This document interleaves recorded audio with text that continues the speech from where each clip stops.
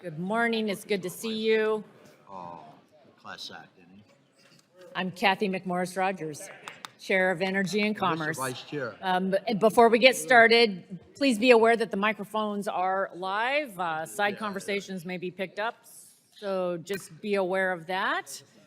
Today, we continue our series of roundtables that we've been hosting to discuss issues to help inform our agenda as we are heading into the 118th Congress. 2 weeks ago, we kicked off our roundtables with a discussion on high energy cost and the impact that that's been having on American families and on businesses. We've heard from voices outside the Beltway, people who have provided a powerful witness to the real world and difficult impacts of high gas prices, diesel, electricity prices. Today, we're going to look at energy security, and we'll discuss the current challenges for assuring affordable, reliable energy supply chains, and the importance of putting energy security back at the center of energy policy making. Energy security is national security. We see this right now in Europe. The fact is, the war in Ukraine did not cause the energy crisis. It exposed the vulnerabilities of a rush to green approach, the vulnerabilities that were exposed by Russia invading Ukraine. And Europe is the cautionary tale. We do not want the Europe model to become our future. And that's why I believe it is so important that we refocus on what is necessary for assuring national energy security. And this extends from policies that assure the reliability and the delivery of affordable energy and power right here at home, to strengthening supply chains, to building upon our abundant American natural resources and capabilities, to helping our energy alliances around the world. We need to assert and encourage the unique and proven American genius for making and doing things faster, better, cleaner than everyone else. American leadership matters. Our panelists today will all bring valuable experience and perspective on what it takes to flip the switch on for American energy and our future security. I'd like to extend a very special welcome to Dr. Edmund Schweitzer. He's a leader and inventor in power electronics, founder of Schweitzer Engineering Laboratories based in Pullman, Washington. I have the honor of representing SEL. His genius has been critical to helping secure the reliable delivery of affordable power in this nation. And then next, I'll ask each panelist to introduce themselves and provide some opening remarks. And then we will transition to a discussion among the members that are here. We want to be respectful of people's time and ensure all members and participants have the opportunity to speak. Thank you again, everyone who has traveled here to be here. I know you all have busy schedules. We appreciate you taking the time to share your insights. So I'm going to turn it over to our panelists, Dr. Schweitzer, David Gady, Lou Pugliese, and then Patrick O'Loughlin. Thank you for offering your opening remarks. Dr. Schweitzer, if you would kick it off, that would be great.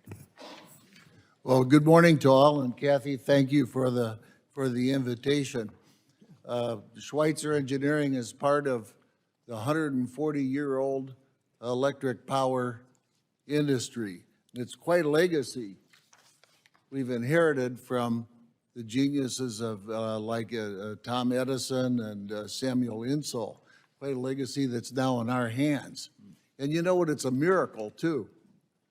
We're the only industry on the planet that gets to move its commodity at the speed of light. 186,000 miles a second is how fast energy moves. Moves this far in just a billionth of a second, 6 microseconds a mile. It can go from up in Cathy's district down to Southern California in about 6 milliseconds. That's what we're doing. And it's faster than information moves because our energy is moving at the speed of light in free space as opposed to information moving in a fiber at 60% of that. So you think the internet is fast, the electric power system is half again as fast. What a miracle, just a miracle. Edison and Insull invented the public service companies, regional franchises structured under the watchful eyes of public utility commissions. Public service companies were born dedicated to safe, reliable, economical service to us all. They had to compete to win over customers from gas. Look, Baltimore Gas and Electric up north of here a little bit, they started out as Baltimore Gas Lighting. Electricity won out eventually once they could prove that they could supply to their customers safer, more reliably, and more economically. They also compete with each other, believe it or not. You'd think a regional franchise wouldn't, but it is competitive in the eyes of the PUCs, and it is competitive as electric power utilities built interconnections for their company's benefit and their customers. When you connect, you compete to be sure to offer the energy at fair prices both ways. Tragedy befell the electric power industry when legislators and regulators of both political parties bought off on the sophist arguments of Enron and others, resulting in FERC 888, 889. What was sold as deregulation at the time was a re-regulation favoring the business models that Enron wanted to pursue. Their argument was, hey, Edison and Insull and everybody after that up until these geniuses tried to take it all over. They said, well, we've been slicing the loaf the wrong way. Instead of generation, transmission, and distribution in regional franchises, we should slice it this way. Independent generating companies, because that's what they wanted to be, all the transmission lines thrown in as one big grid, which never was, and individual distribution companies taking power out of that grid as if it was a Saturday market for vegetables. What also needed to emerge is a whole new level of governance, as witnessed by the appearance of ISO, independent system operators, and regional transmission operators, the most famous ones being the Cal ISO and Texas ERCOT. Gone was the one necktie responsible for generation, transmission, and distribution, supplying electric power to you and me.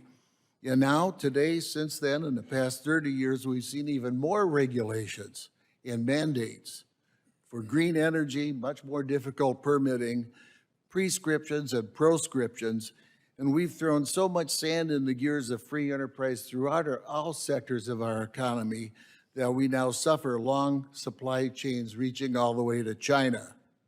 Electricity is essential, and as essential as it is becoming more essential as people expect to charge their electric cars and heat their houses with electricity. And you'd think I'd be arguing all for this, that it'd be good for our protective relay and metering sales, but I'm for all of the above and freedom. And you know what? Whether you're a D or an R, we're all plugging into the same wall plugs. It's high time then that we unleash the spirit of free enterprise. Let's free the hundreds of millions of minds in America to fully embrace our unalienable rights to life, liberty, and the pursuit of happiness. And we'll lift the heavy burdens from this generation of emergent Edisons and Insulls, people we don't know and can't know until their miracles emerge. I am convinced we'll be cleaner and greener sooner, too, when we unleash the spirit of free enterprise, as well as safer, more reliable, and more economical. Best part, it won't cost you a dime. Instead, it will produce tax revenues we can't even imagine today to pay down our debts once we unleash the giant forces of economic and political freedom. Believe in the Constitution, believe in America. I do. Thank you, Kathy. Thank you. Thank you. David? Thank you, Chairwoman McMorris Rodgers, and thank you to the committee for inviting us here today. My name is David Getty. I'm an engineering professor at the University of Georgia, and a senior fellow with the Center for International Trade and Security with the School of Public and International Affairs. We do research that primarily looks at the security implications of U.S. energy policy, economic security, national security, and energy security. So I want to give a few brief remarks as to how we see this and some of the concerns that we're looking at back at the university. America is the largest and most important industrial economy in the world, and it was built and it currently stands on abundant domestic supplies of reliable energy resources. Now, because of climate concerns, we're considering an energy transition, excuse me, away from fossil fuels, predominantly towards renewables. Climate change is a valid concern, but this proposed transition raises some security concerns because climate is not our only global issue. Currently, we are in an era of great power competition with the CCCP-led China as our greatest strategic competitor. This isn't just a battle of ideas. This is a battle of industrial bases. A U.S. energy transition predominantly toward renewables will result in an industrial base with fewer resources, fewer energy technologies, which translates to less diversity, less flexibility, and less capacity to respond to economic and geopolitical disturbances. Consider that relative to China, who is expanding their industrial base. They are going all in on all energy resources. As our industrial base narrows, gets shallower, less flexible, and less diverse, theirs is expanding. More diversity, greater flexibility, greater capacity to engage with other economies. We have not calculated for whether or not we can maintain our status as the world's greatest power if our industrial base is being stood up by renewables and our industrial base is weaker relative to China's. Over the past decade, the U.S. has established itself as a global leader in oil and natural gas. This has given us a level of self-sufficiency as well as a capacity to partner with other countries, our allies and emerging economies. We must account for the geopolitical implications of disengaging from that fossil fuel network, that global network, particularly if we aren't aggressively pursuing nuclear power. In fact, we can look at nuclear power as an example of what happens when the U.S. disengages from an energy space. Currently, or at least since 2000, there have been 170 nuclear reactors connected to the grid globally or under construction. Of these, 118 are associated with China and Russia. The U.S. has connected one to the grid, 2 are under construction in my home state of Georgia, and we have shut down 13 reactors since 2013. In 2021, about 95% of uranium purchases for U.S. reactors is foreign sourced. 14% of that is from Russia. About 81% of our enrichment services is foreign sourced, and 28% of that is from Russia. For now, China and Russia have the advantage in civilian nuclear deployment, but it is not motivated by climate change. As we debate restructuring our economy and our industrial base to reduce carbon in an attempt to battle climate change, which we cannot win unilaterally, China is structuring its economy and its industrial base to displace America from its position as the world's greatest and most influential superpower. The CCP will not sacrifice its geopolitical objectives or its dreams of national rejuvenation in an effort to battle climate change. And we need look no further than their own declarations. They are telling us what they're going to do. As we debate energy as a climate issue, China, Russia, and other authoritarian nations are debating it as an instrument of national power to advance their interests, which are not aligned with ours. In closing, I want to again thank Chairwoman McMorris Rodgers for convening this roundtable. and for giving an opportunity to those of us who accept the seriousness and realities of climate change as a global issue, but do not accept a unilateral U.S. energy transition and restructuring of our entire economy and industrial base as the solution. This is not about what America can do with energy. That's an economics and technology question. This is about what America should do with energy. That is the security question that should be driving our national debate. Thank you. Thank you. Thank you for being here. Lou.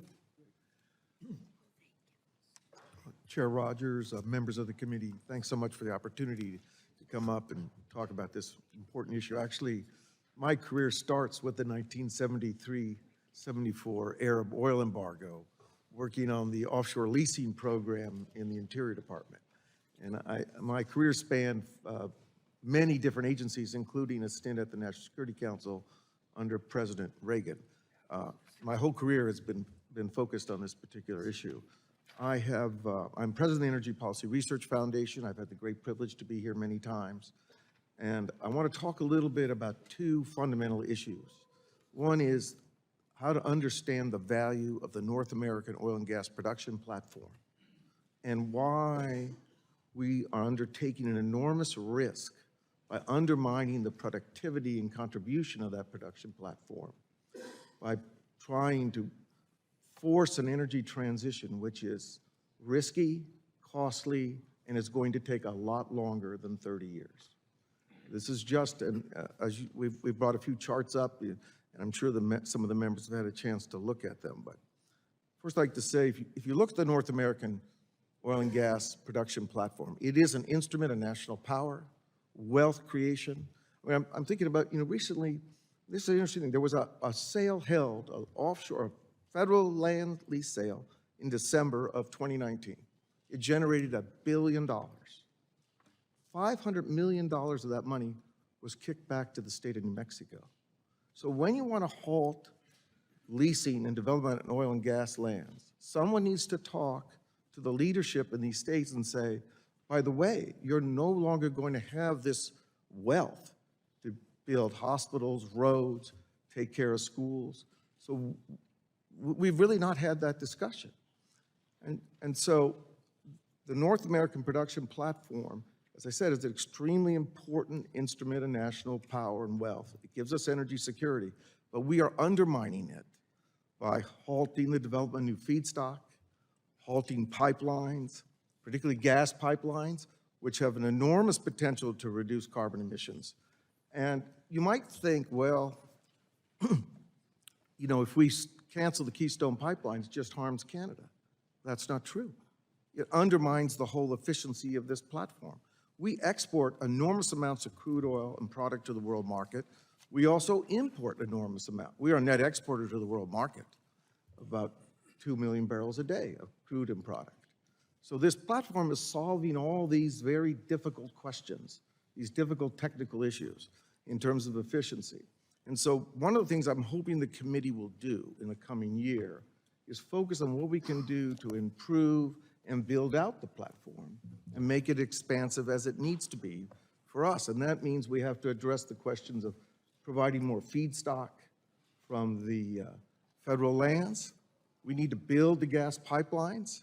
We've lost about 8.5 billion cubic feet of new natural gas pipelines that are locking up all this gas in the Marcellus. And we need to actually look at our downstream sector, our refineries, and how we operate the regulations there. I think we can do something about biofuels. I know it's a tough issue for the committee, but we need to get a standard fuel spec for the whole country. We need to work on a standard spec for automobiles. The California waiver, all these kinds of issues undermine the efficiency of this platform. So then the question is, what do we do about the transition? If you look at between 2010 and 2020, the United States alone met 84% of the incremental demand in crude oil. That's a remarkable achievement. And we can produce a lot more, and we can do it efficiently and with low environmental impact. but we have to think about the risks and the consequences of trying to proceed with a transition where we don't have control of the technology, where we're going to outsource our energy security to critical minerals and China as a merchant of green technology. And the key point here is that even if the entire OECD went to net zero tomorrow, by 2050, the amount of reduction in carbon emissions would probably be only between 10 and 20% less than it would be in a case where we proceeded with business as usual. So with that, I'll conclude my remarks. Thank you. Thank you, Lou. That was powerful. Pat, you're up next. Thank you, and appreciate the opportunity to be here today. I'm Pat O'Loughlin, President and CEO of Buckeye Power and Ohio's Electric Cooperatives, the trade association for the 25 electric distribution cooperatives that provide service to about 1 million Ohioans across 40% of the land area of the state of Ohio. Electric cooperatives in Ohio are not-for-profit, locally owned and controlled providers of electric service, and our company, Buckeye Power, is the generation and transmission provider to them. We own and operate a diverse set of generation resources to meet the electric supply needs of members of our cooperatives. That includes coal, natural gas, hydropower, biogas from both agricultural waste and landfills, and demand response resources and solar power resources. All of the resources and all of our consumers are located within the footprint of the PJM independent system operator and subject to the PJM market design rules and regulations. PJM is, by the way, the largest grid operator here in the United States. At our cooperatives in Ohio, we go to work every day striving to provide electric service that is safe, reliable, affordable, and environmentally responsible. And we're able to do that. It's just that our job keeps getting harder every day and every year. I'd like to draw your attention today to the North American Electric Reliability Council. They do a resource adequacy assessment every year. They just produced one in December of 2022. And I'd just like to point out their assessment that most areas of our country are expected to have adequate electricity supply resources to meet demand associated with normal weather. However, many areas do not meet resource adequacy criteria even under normal conditions, and many other areas have insufficient resources during extreme and prolonged weather events. I got to tell you, that's a problem. We just experienced a cold Christmas weekend in Ohio and much of the country, and once again, we got this close to having to implement rolling blackouts. There were parts of the country in the Carolinas and Tennessee Valley area that had to implement rolling blackouts just to prevent the lights from going off. And this is entirely preventable if we just focus on the proper infrastructure that we need to make this system work. I'd like to talk a little bit today about the role of federal government and some of the negative impacts it's having on a reliable electric system. Fossil power plants are needed to respond to changing supply and demand. Intermittent resources, wind and solar, are great, but they're intermittent, and we get electricity when it's available, not when we need it. People want electricity when we need it. Under the most severe conditions is when we need it the most. We today have federal government policies that threaten the useful life of the fossil power plants that we do have because they compensate these fossil generators that have the capability to turn on, turn off, respond to changes in demand, equal to things like demand response. People will turn off their water heater for a couple hours, the same as wind and solar, which are available when they're available, not when we need them. And so we've got a business rule problem that's primarily been advocated by the Federal Energy Regulatory Commission that says we need to treat all these resources the same. We can't recognize they provide different values, even though they do. We've also been faced with environmental rules and regulation that are forcing costs on fossil generators that are no longer really productive in an environmental sense. Most of what we spend money on today has incremental, if any, environmental benefits, and it still comes at significant costs. And we need to look at what are we, where are we investing our money? If we're going to invest in fossil fuel generation, we know today that we're going to be faced with uneconomic investments in incremental or non-value-added environmental improvements. In my state of Ohio, in 2009, there were 21 coal-fired power plants that provided electricity. Today, there are 5. By later this year, there'll be 4. It was over 20,000 megawatts. It's today less than 8,000 megawatts. They've been replaced with some new natural gas plants, but less than half of what's been retired. And we are creating a larger and larger reliability gap that shows up on days like Christmas Eve this year. I guess finally, I'd just like to say that we are transitioning to a cleaner electric supply system that's less carbon intensive. We've been doing it for 20 years. Today, the emissions of all regulated pollutants is down anywhere between 60 and 90%, depending how you measure it. CO2 emissions from electric power production are down 33% across this country from 2005 levels. We're producing a little bit more electricity.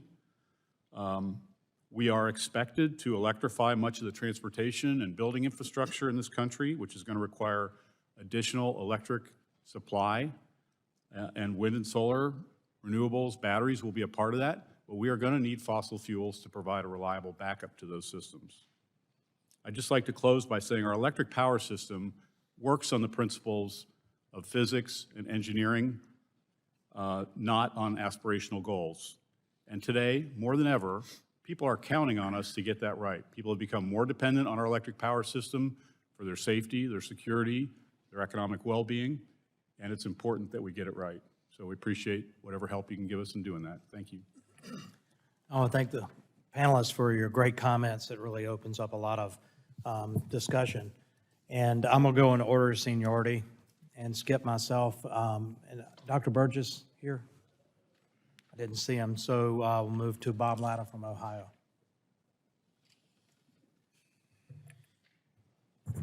Well, thanks very much for all of our panelists for being here. Really appreciate it because this is an absolutely essential topic that we're at today. You know, we know each other, Pat, if I can say Pat. You know, I just want to ask everybody a real simple question to start off with, because I think this has to be said and asked, and just say yes, no, or where you think we are. Do we need more power, less power, or do we have enough power today to what we're going to need not only for the day but for the future? Mr. Geek? More. We are definitely going to need more, and we need the right kind of power that works for people in the way we need it to work. Thank you. We need a lot more power, but we need secure power. I agree. We need secure power. We need more. We used to have 20% margin as a design goal in the electric power industry. We're down to less than maybe 5 to 7% in many parts of the country. That's not enough. We need more. Well, and that's the thing I think we have to get out to people and across this country, because we're being told in a lot of cases like, oh, we can do with less generation. We have less generation. What's happening? We don't have the power.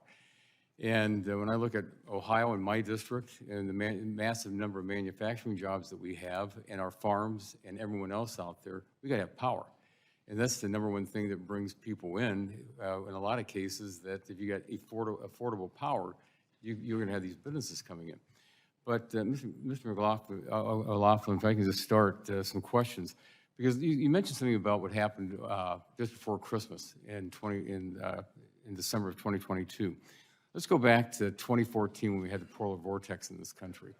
And boy, I tell you, I got phone calls all over from the state and from a lot of our producers.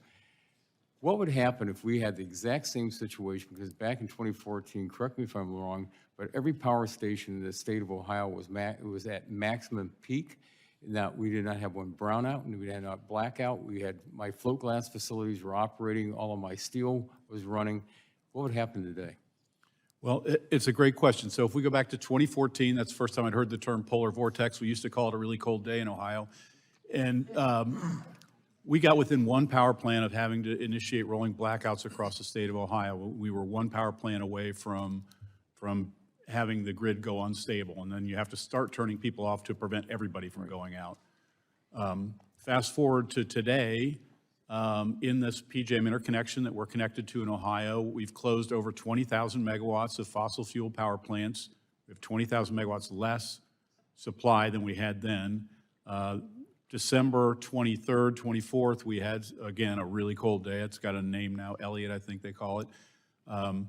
And about 3 o'clock in the morning on Christmas Eve morning, I got woken up with my phone blowing up telling us we'd gone to our equivalent of DEFCON 4.5, where the next step is we're going to start turning off people's electricity. We had to begin asking people at 4 o'clock in the morning. I'm not sure who all was listening at 4 o'clock in the morning to start conserving electricity so that we could preserve the integrity of the grid.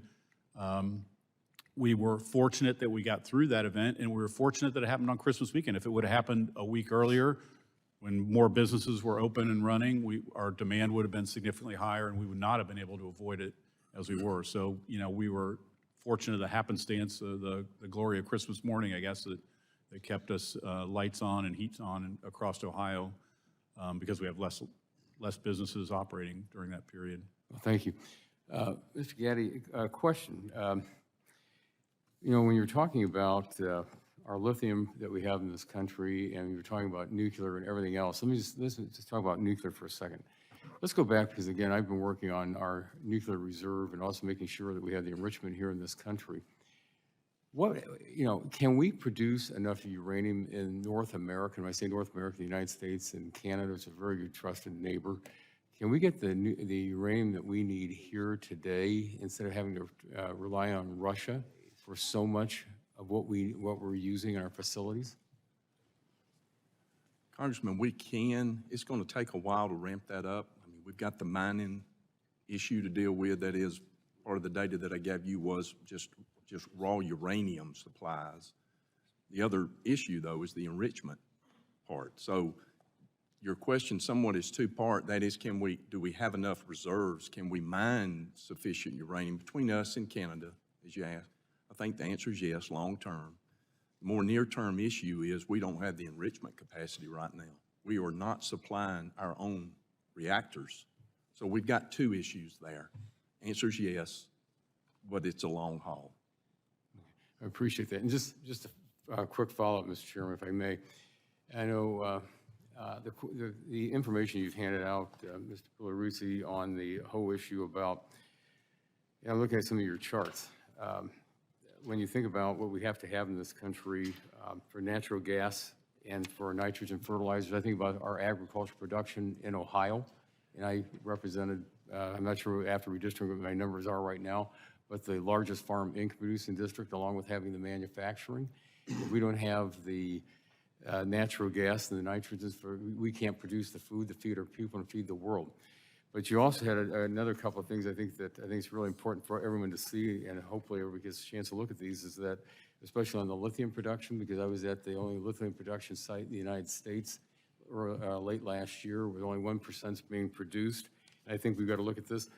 But when you look at you know, your numbers out there of especially on raw lithium battery supply, and we're, you know, if this administration wants to keep us going to electric vehicles, it's like, where's it going to come from? So I appreciate your information that you have, and I know I'm out of time, Mr. Chairman. And Welcome. I'm going to ask members to try to stay within the time. We have a bill on the floor at 12:30. I want to try to get to all the members before that debate, because I know you want to participate. So with that, I'll go to a gentleman that understands coal and energy, Mr. Guthrie from Kentucky. Appreciate it. I do. I actually have the Paradise former coal plant that John Prine sings about in my district, Muhlenberg County.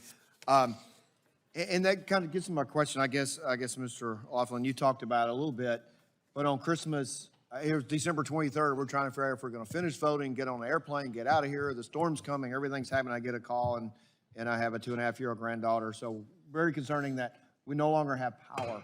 It turned out in Bowling Green, Kentucky, TVA started, and they had the Paradise plant shut down, rolling blackouts. So I know that my good friend, Mr. Obernolte, welcome to the committee, is used to that in California, but we aren't in our part of the world, and because of decisions that people make.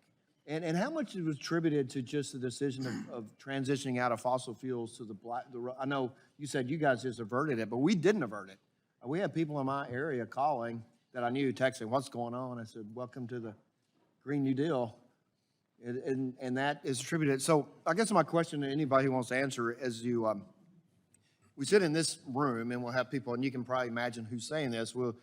When the other side was on this side of the aisle and they were talking about going to the Green New Deal, it's like, oh, we're going to get out of fossil fuels, we're going to transition, and we're going to have all this inventions, American ingenuity. People who work in coal mines are going to be working in the gig economy or the new economy, and everybody, it's just going to be paradise. And not playing on the song, but paradise in Muhlenberg County. But as we see in Europe, that's my point. I said, well, let's listen to who's, I'm sure those kind of comments were made in the European Parliament. So what lessons learned from Europe about how easy it is to transition from fossil fuel economy to trying to get to a non-fossil fuel economy? And I know they're reverting back without having a time that adequate ability to, without being reliable, sustainable, and affordable. I didn't even want to talk on that first. I'll just open it up to lessons learned from Europe, essentially, is that long question. So we've written a lot on this, and I think there's a very simple way to think about this. Intermittent power from wind and solar is not the same product as on-demand power from a coal-fired or a natural gas power plant. And intermittent power presents a lot of challenges. We can integrate it, but when we integrate it at higher levels without understanding the systemic risks and what it does to resilience, we're in a lot of trouble. You know, Secretary Perry actually did a proposed rulemaking to FERC. People sort of laughed at him, said it was crazy. But what he was trying to get at was that there's a difference in the products. On-demand power is more valuable than intermittent power. And we need to also understand that managing intermittent power, when it gets to a high percentage of the system, the costs just go through the roof. So one advice to policymakers, quit looking at levelized cost of energy. It doesn't tell you anything. You need to know what the system cost of integrating these intermittent fuels. And you're going to find out that it's very expensive if it gets to high levels, and that it's not going to happen quickly. Yeah, I guess I'd like to add to that. So it can be expensive, but you know, we have baseload power plants that are built to run through these things. We've run them for decades. We've invested billions of dollars in environmental improvements. And the reason many of them are closing is because of the continued death by 1,000 cuts of ongoing regulations that are relatively meaningless from an environmental sense, but cost money, and the uncertainty about the future of being able to operate that plant within the market economics that don't recognize the value of things like controllability, be able to turn it on, turn it off, turn it up, turn it down, and also things like on-site fuel supply, like we have at coal-fired or nuclear power plants. Natural gas is great, and it's super helpful that we've gotten so much lately, but it has infrastructure constraints right now that on cold days make it difficult, and you saw that. I think that was part of what we saw. You get infrastructure constraints because we don't have pipeline expansions that we need. We're not expanding that base to the level that it can support both heating demand as well as electric demand. So can I respond? So the question that I generally like to try and get an answer to is if coal plants are being shut down for CO2 reduction purposes, the question should be, what are we getting in return for that policy? First, as Lou and Pat have already pointed out, what we are not getting or what we're losing is we are losing reliability. Pat's point about on-site restorability is one of the operational characteristics of coal that make it so valuable. But that's not monetized. We don't pay for that. But the carbon question to me is the one more perplexing. That is, what are we going to get climate-wise for that? I've given you some graphs, and I think that Representative Dunn is looking at the one I'm talking about. You can see what happens if we decarbonize the entire U.S. economy. Nothing changes the global CO2 trend. It does not change it. But right now, CO2 emissions in the U.S. from coal-fired power plants is 2.5% of the global CO2 emissions. That's 2.5%, which is a reliable baseload resource. Now, Congressman, this is not a popular thing to say. In academia, it's really not popular to say that. But it's the kind of conversation we have to have. If it's about climate and carbon reduction, what are we getting on that return, climate-wise, on that investment? And I'm contending not much. Thank the gentleman. We'll now go to the gentleman from Virginia who also understands coal very well, Mr. Griffin. Appreciate it, Mr. Chairman. Thank you very much. November 14, 2013, in an article in the Washington Post, the Tennessee Valley Authority, one of the nation's 5 biggest users of coal for electricity generation, said Thursday it would close down 8 coal-fired power units with 3,300 megawatts of capacity. Further in the argument, it says the closures come on top of the ones announced in 2011. Mr. O'Loughlin, do you think that's part of the reason that there were rolling brownouts in both Kentucky and Virginia and Tennessee right before Christmas? Yeah, I have no doubt that if we would have maintained the base of coal-fired power plants that TVA previously had, that they would have had a more durable system and likely would have been able to avoid the circumstances that you saw. And did you anticipate in 2013 that there would be an increase in the use of electricity in this country? We were forecasting that, as was every other utility, yes. Every other utility except the TVA. I go on further in the article, quote, from TVA, we find ourselves at a time when we don't need as much capacity as we have. There has been a significant reduction in demand over 4 or 5 years, and we don't see robust demand in the future. Do you think this poor planning might also have been a contributing factor to the rolling brownouts in the TVA footprint? Well, I'm quite thankful that recessions don't last forever, and that last one did start to slow down, and we recovered, and our economy recovered, and we saw growth in electric demand return. Well, I find it kind of shocking that with all of the new developments in technology, even in as long ago as 2013, it wasn't the Middle Ages, that they didn't see an increase in demand coming. Do you think that's because they underestimated the economic value of Appalachia? Well, they certainly have devalued reliable baseload electric supply. And, I pointed to this North American Electric Reliability Council report. By the way, TVA was not one of the areas they were concerned about. They were supposed to be in pretty good shape. It didn't turn out that way. But so that just tells you how close we are, not just in some of the areas like California and Texas that we know about, but the entire country. We're sitting on the razor's edge. We've been able to live off the fat of the land, so to speak, for many decades now, and we're getting to the point where we're now having to face the consequences of poor planning and poor policies that devalue baseload reliable electricity.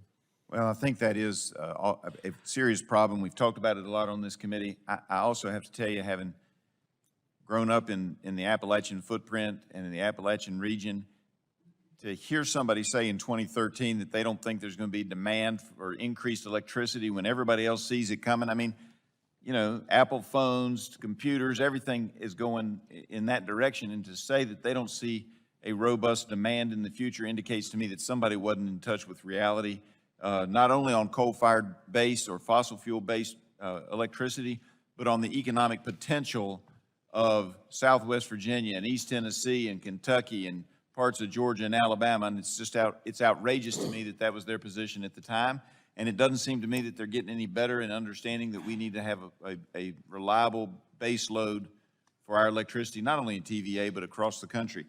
Let me switch gears. Mr. Schweitzer, transformers, E-steel. We've had some significant concerns with the price of what's called E-steel, at least in my area. The steel necessary to make transformers, some regulations came out a dozen years ago or so that made it more expensive. I believe we only have one U.S. producer. Is that affecting any of the products that you're working with? I know you don't make transformers or E-steel, but are you having impacts with your industry with the affordability and the availability of steel used to make transformers? We use a lot of steel. Every one of our devices has instrument transformers at the front ends of these instruments, and we use a lot of silicon steel, and the supply of that in the United States has dwindled substantially in past decades. And we need to make it easier to dig a hole, mine and refine, to do all of these industrial processes, not harder. We need it. And if we do, we're going to be in great shape in America. And until we do, we're going to be dependent on people that maybe don't like us too much. And I appreciate that, and as a closing comment, Mr. Chairman, I'll just say that we have some really nice, rich metallurgical coal in Southwest Virginia, and it would sure be easier to get it if we didn't have regulations and regulators making it very difficult to do. I yield back. Gentleman yields back. I don't see Mr. Bilirakis, so we're going to move to Mr. Johnson from Ohio, Chair of the Environment Subcommittee. Thank you. I want to first start by noting a Forbes article from last year that I found interesting and actually quite alarming. It's entitled, "What's Good for Generac is Bad for America." Now, many of you may know Generac. You've probably seen their commercials for their standby emergency generators. It's a great American company. But did you know that business is booming for this emergency standby generator company? Here in the 21st century, in the most energy-rich, energy-innovating nation on the planet, Americans are clamoring for emergency standby generators. Now, why is that? This article outlines that in the last couple of years, Generac has reported record earnings. Their stock price has tripled. Then they boast about the long waiting list for people who have the resources to pay $3,000 to $5,000 to put down on one of these generators. Now, the problem isn't Generac. I'm not denigrating the company. They're just a company selling something people think they need. It's a free enterprise market-driven concept. It's a good business. But to my colleagues here on this committee, we've got to ask ourselves the question, why are so many Americans feeling the need to buy an expensive standby emergency generator? I mean, I don't know what more evidence we need to conclude that the American people are nervous.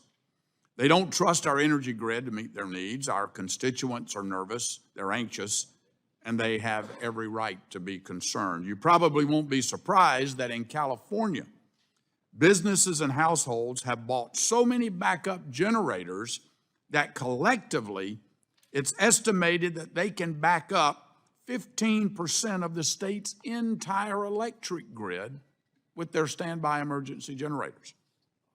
And why is this occurring? Well, a major reason is the rush to green, ESG, and anti-fossil fuel policies that step by step, with power plant shutdowns and EPA regulations, have caused our grid to gradually become more fragile and ever more susceptible to extreme weather events and other disruptions. The bottom line is that the lack of a reliable and affordable electric grid, it threatens our national security, cripples manufacturing, strangles our economy, and threatens the health and safety of the American people. So, Mr. O'Loughlin, I want to start with you. We've known each other for a long time, and thanks for representing Buckeye Power in the Buckeye State. I'm glad we're not talking football today, by the way, Mr. Cathy. We should be. Yeah. No, we shouldn't be. We get enough of that from down here. So, reclaiming my time, And the Buckeye State, and we know football too. So, I'm glad you're here in Washington this week. You mentioned that while in Ohio, thanks to your great co-ops, we enjoy adequate and affordable electricity supply, but we are starting to see future strains on the grid. Can you explain to us that even though sufficient capacity is okay for now, as we move forward toward a more government-mandated electrified economy coupled with cold snaps or heat waves, how will that capacity remain sufficient if we keep up this rate of retiring reliable, affordable, resilient, dispatchable energy capacity from the grid? Yeah, well, the unfortunate problem is the path that we're on is it won't. Right now, today, we count things like demand response, which is people voluntarily turning down their water heaters or they're turning off their electric supply to their businesses, which are very temporary things. People can't do that for 3 days or 4 days or 5 days. We count renewable resources, although we discount them somewhat towards that same thing, which may not be available. We had Christmas Eve, we had 4 or 5 inches of snow on top of our solar panels. They weren't producing any electricity in Ohio. I don't know about other places, but but in Ohio, we were not. And to your point about, you know, people are resorting to backup generators because they are recognizing what we've talked about here today, is that they can count on us to manage this less well than we have in the past, because all of the policies that the federal government has been imposing have been pushing against reliable electric supply and towards aspirational goals for environmental things that, as Dr. Gaddy pointed out, may not really get us very far anyways.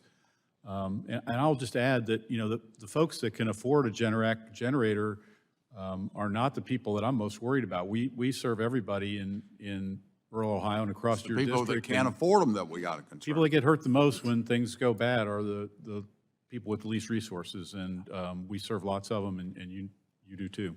Yeah, you actually answered my second question too, so I yield back. I thank the gentleman. Now we go to Indiana's Dr. Bouchon. Thank you. For the past 2 years, my colleagues and I have been highlighting how our energy security, and hence our national security, has been compromised by the flawed and honestly outrageous policies being pursued by the current administration. Now, with Republicans back in control of the House, it's time to steer America back on track to securing our country's energy currently and secure our future needs, and we've talked about the geopolitical implications of making that happen. I believe this will require a common sense approach that prioritizes innovation and practical steps we can take to secure reliable, affordable, and environmentally sustainable energy for our constituents in the long term. And I'm an all-the-above person. I think we should pursue all of these things: nuclear, fossil, renewables, all of the above. So, Mr. Pugliese, when you were last here in front of the Energy Subcommittee, you talked about the need for regulatory certainty to facilitate investment in oil and gas infrastructure in the United States. Can you give us some ideas about the top line things that maybe this Congress can do to further that goal? Absolutely. We need to first get back to regular order on federal leasing, both offshore and onshore. That has been, in my view, a terrible policy error.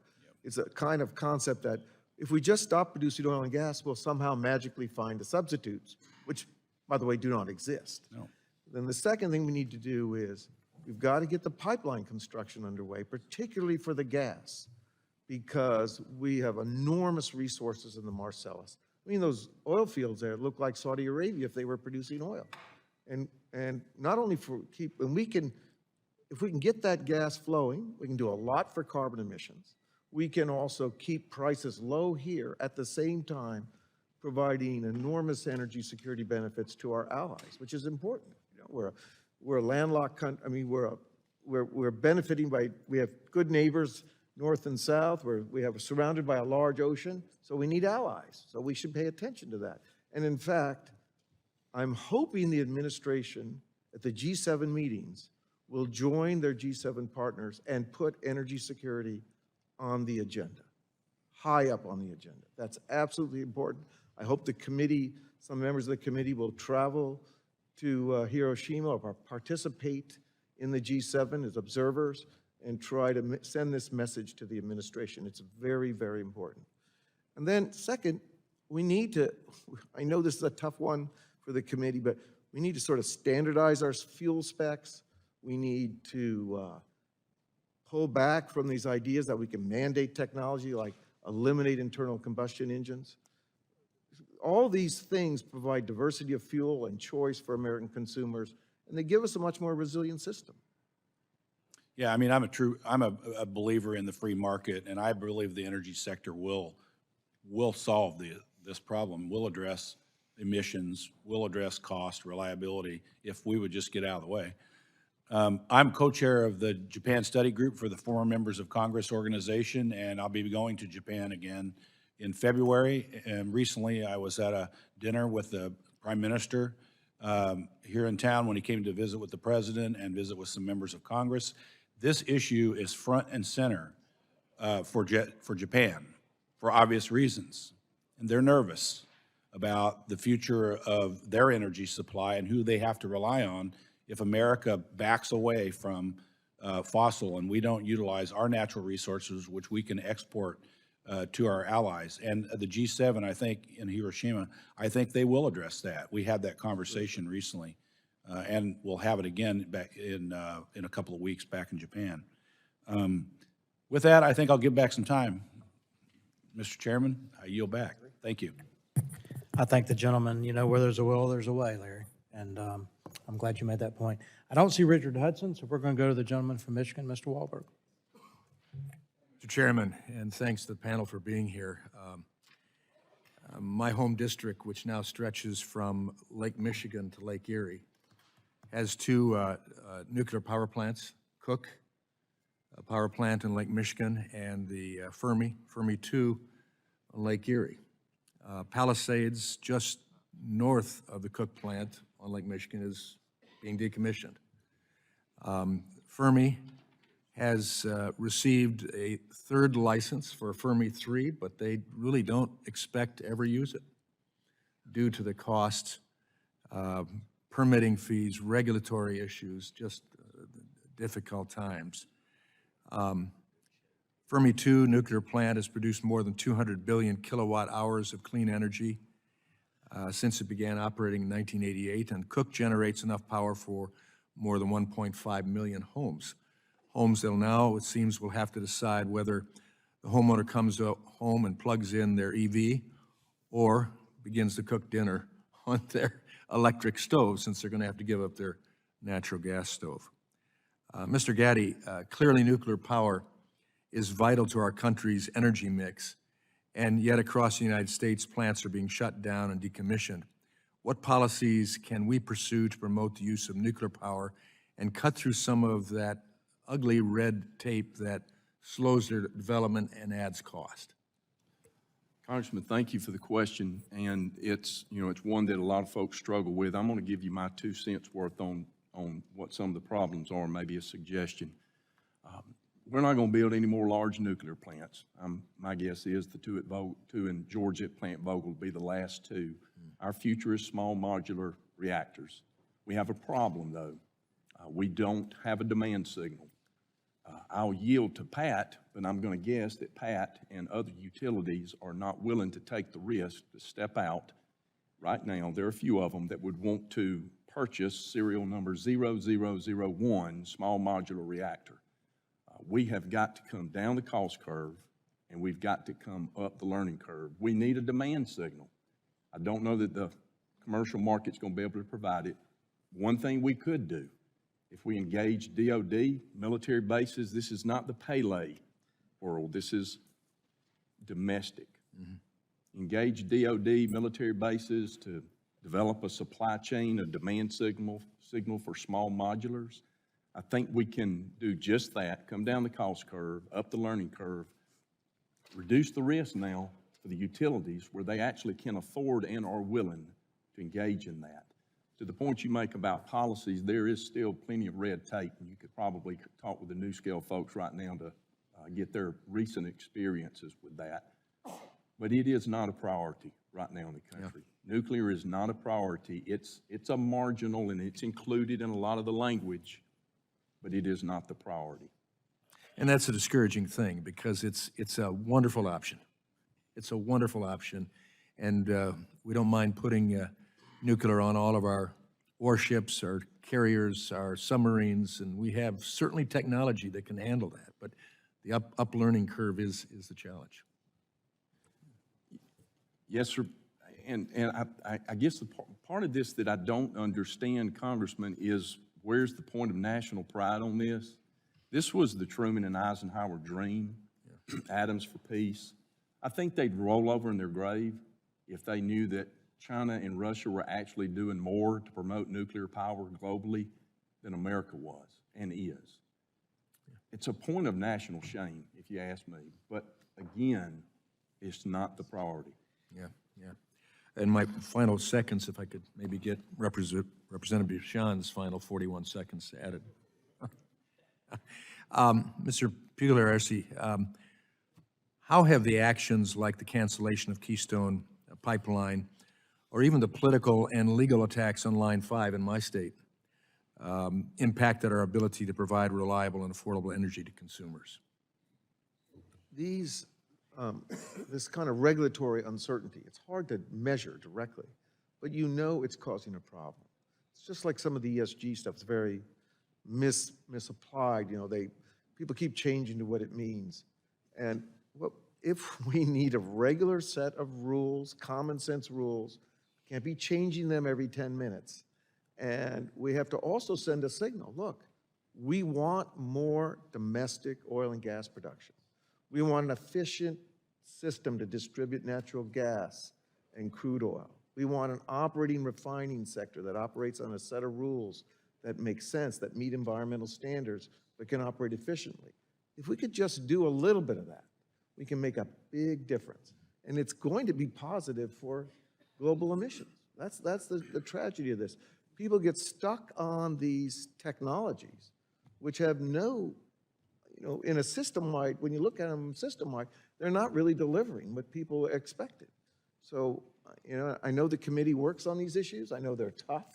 I've been here many times to talk about them, but I don't think you should give up. I think you should keep at it. Thank you. I yield back. I think the gentleman in nuclear power is going to be a big focus of the Energy Subcommittee, especially how the U.S. competes with China or doesn't compete with China. We used to be a leader. So we're now going to go to the gentleman from Georgia who understands Vogtle and what's going on down there, Buddy Carter. Thank you, Mr. Chairman, and thank all of you for being here. This is extremely important. Dr. Gaddy, remind me where you're from. The University of Georgia 2022 national champions. Back-to-back national champion. I thought that was right. I just want to make sure and verify. We took down a couple of Big Ten schools. Can we move on, please? Reclaiming my time. Somewhat inauspicious start, but nevertheless, last time you were here, Dr. Gaddy, we talked about nuclear energy, and we continue to talk about it. Now, it's my understanding the NRC certified the first small modular reactor design in the U.S. just last week. That's right, the new scale SMR, they did. And do me a favor, just quickly, and we got new members here, and you know, quite honestly, there's some of us older members who don't, what is small modular? I mean, just in a nutshell, tell us the difference between it and the traditional nuclear reactor plants that we think of when we think about Chernobyl, when we think about 3 Mile Island, when we think about Vogtle and everything else.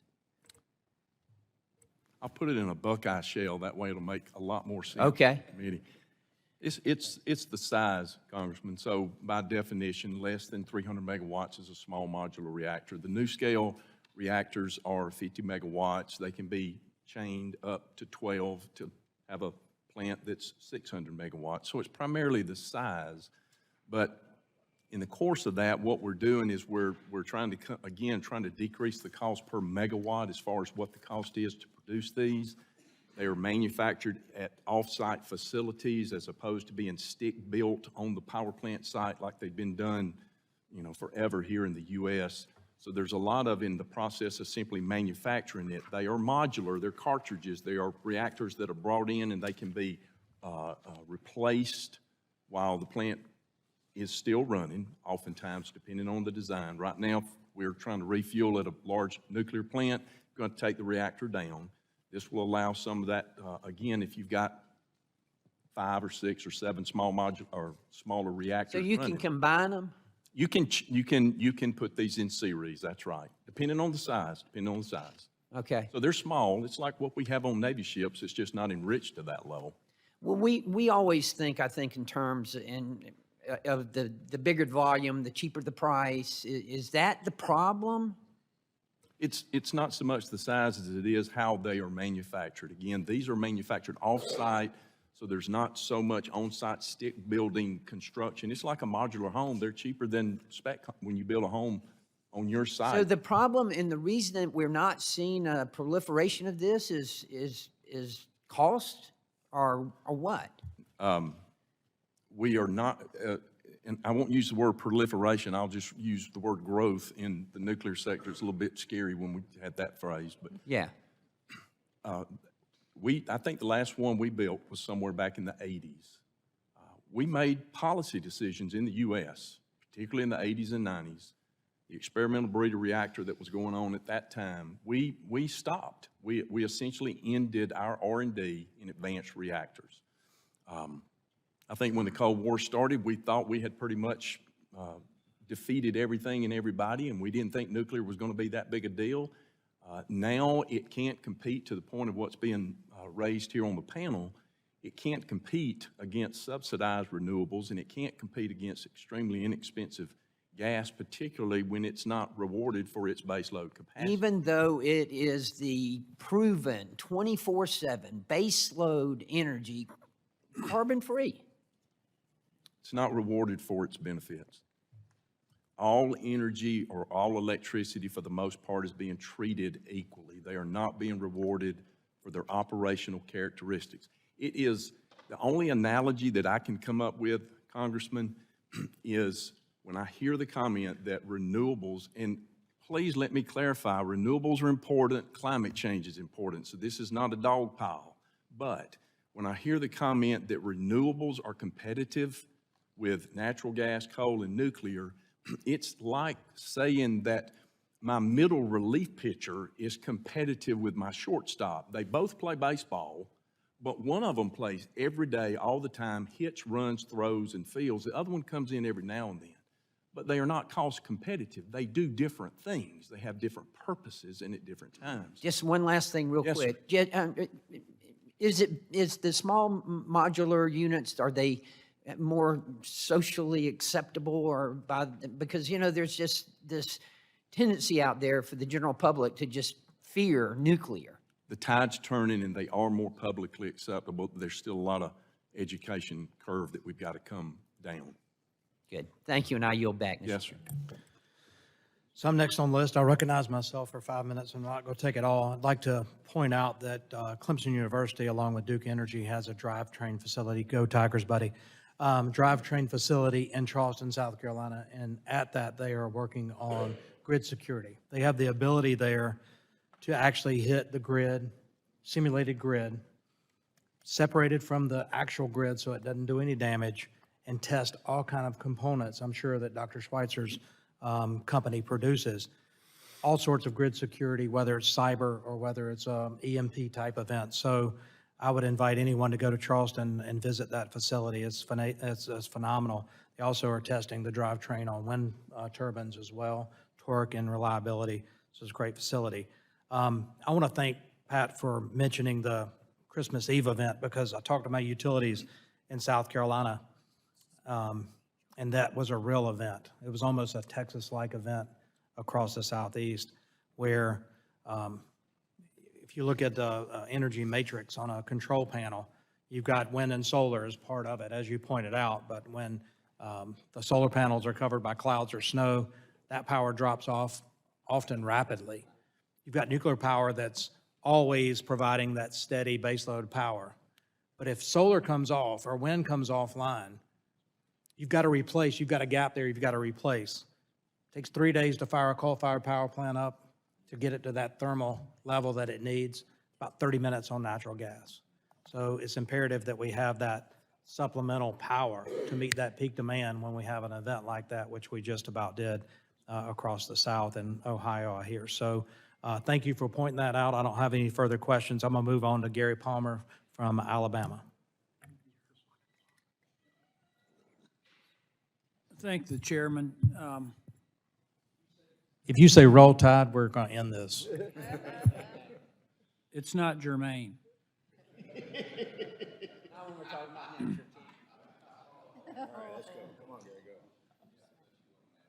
I reclaim his time. The thing I've been trying to point out to folks is that there's certain engineering and scientific and technological realities that so many people just totally ignore. And I mentioned this yesterday. We had another discussion about this. A report from the Electric Power Research Institute about getting to net zero by 2050. And hardly anybody reported on it. It was in the Wall Street Journal. But the bottom line is that there's really no scenario where we're going to get to a point by 2050 where there is no use of fossil fuel and really no economically and technologically way to get there and achieve net zero. So in effect, we're enacting policies in the United States and in Europe that are going to seriously compromise our economies for something that is really a climate slogan. It's the same thing with the 1.5 degrees Celsius, that goal. Every scientist that will be honest with you would tell you that that's not achievable. And I also, since Alabama had such a bad season, I've spent my time reading reports on mining and things like that. Just point out that the impact in terms of mining and the use of coal, do any of you believe we can produce steel without coal? Or that we can produce the composites that you need for turbine blades without oil? I mean, it really, really concerns me that there's so much misinformation and that the science has become so politicized. And it's across the board, whether you're talking about the climate and renewables. I'm not against renewables. It's just that they're intermittent. They will not sustain an economy. The only way that you can go zero emissions and sustain an economy is to go nuclear, if that's your objective. But even then, you've got to have an enormous amount of concrete, an enormous amount of steel, an enormous amount of composites, an enormous amount of glass. 70% of your production of glass for solar arrays requires natural gas. So I know you're in academia, supposedly the University of Georgia. It's not the University of Alabama, but in academia and in engineering, are we addressing these realities? Are we being truthful about where we really can get to? So Congressman, this is where my answer may result in me not being able to go back to work. So I'm going to just be, Well, I'm going to be direct and blunt. We can go in the skiff and then everybody will know. No, sir. No, sir. I'm going to give you a direct answer. There is simply a strong belief system that America can do this. That is, America has always been able to do anything. And you know what? That's just about the case. But that's the wrong question. It is not about what we can do. I don't believe we can anyway. It's what we should do, and we should not do this. The climate issue that you point out, Congressman, again, we're seeing it with California. They have the lowest carbon per capita than any state in the country. And if what they're going through is climate issues, it's not helping them to reduce their carbon. Same in the U.S. Climate change is not going to stop at the borders because the U.S. has a decarbonized economy. It's not going to happen. Our climate issues should focus on our infrastructure and hardening our infrastructure to be resilient during climate issues, not decarbonizing. And for future events like, an electromagnetic pulse event, which could come from a coronal mass ejection, I asked someone with a major power company what you've done to prepare that, and they said, well, we have redundant systems. Well, that won't work. We already have a shortage of transformers. So I know I kind of got us off on a little different path here, but there are certain realities in engineering and from an environmental impact. If you read this report on what it would take to build out a completely renewable system, the ecological, environmental impact would be incalculable. I yield back. Jim Hill's back, so I'll go to Dr. Dunn from Florida. Thank you very much, Mr. Chair, and I want to thank the members of the panel for coming. You guys are, all bring credible voices to a very serious issue, vast experience. I'm familiar with Dr. Gaddy's body of work. You bring a lot of clarity to the subject, even if you do talk funny. But, everybody's got to get shot at Georgia in here, right? But energy security just fundamentally means abundant, reliable energy at an affordable price. And ever since this administration took over, they've been sort of pushing the rush to green and the ESG stuff. And And as a result, the entire free world has suffered unreliable shortages and prices of energy. So without any more proselytizing, let me ask Mr. Pugliese a question. I'm interested if you have one or two straightforward recommendations that would promote a robust energy development in the LNG space specifically. In, pardon me, what space? The LNG. The LNG, okay, so. Because we can move that around to Europe. I'm trying to help our allies a little bit here. Right. I'm going to a NATO meeting in a couple of weeks. I'm trying to make friends. Terrific. So, I mean, the most interesting thing on this to me is that we have a joint project with a Japanese think tank, Institute for Energy Economics Japan, for 6 years. And it's all about how to think about LNG in the Asia-Pacific region. It's a kind of a big alliance issue for the Japanese. And if you travel throughout Asia and you go to these huge mega cities, they're not interested in climate. They're interested in local air pollution. So the gas is very appealing to them. Meanwhile, we have the Europeans going around and say, look, if you don't do a transition, we're not going to trade with you. So they're sort of thinking, you don't understand. We can't even buy the LNG if it's expensive. We're not going to remain in power because there might be 3 million people in Denmark who have net zero on an island somewhere. There are 300 million people in Indonesia. It's hot, and they want an air conditioner. And that is the reality. And the reality is that there's going to be this enormous growth in economic activity and population in Asia. Keep in mind, 80% of the world has yet to take an airplane flight. The only fuels that are going to deliver this economic growth, this stability, are dense fossil fuels. 4 pillars of modern civilization: cement, steel, fertilizer, and plastics have no cost-effective substitute. What do you think is going to happen when these countries grow? They're going to want all of these elements. That's a feedstock for a lot of things as well, not just an energy question. That's right.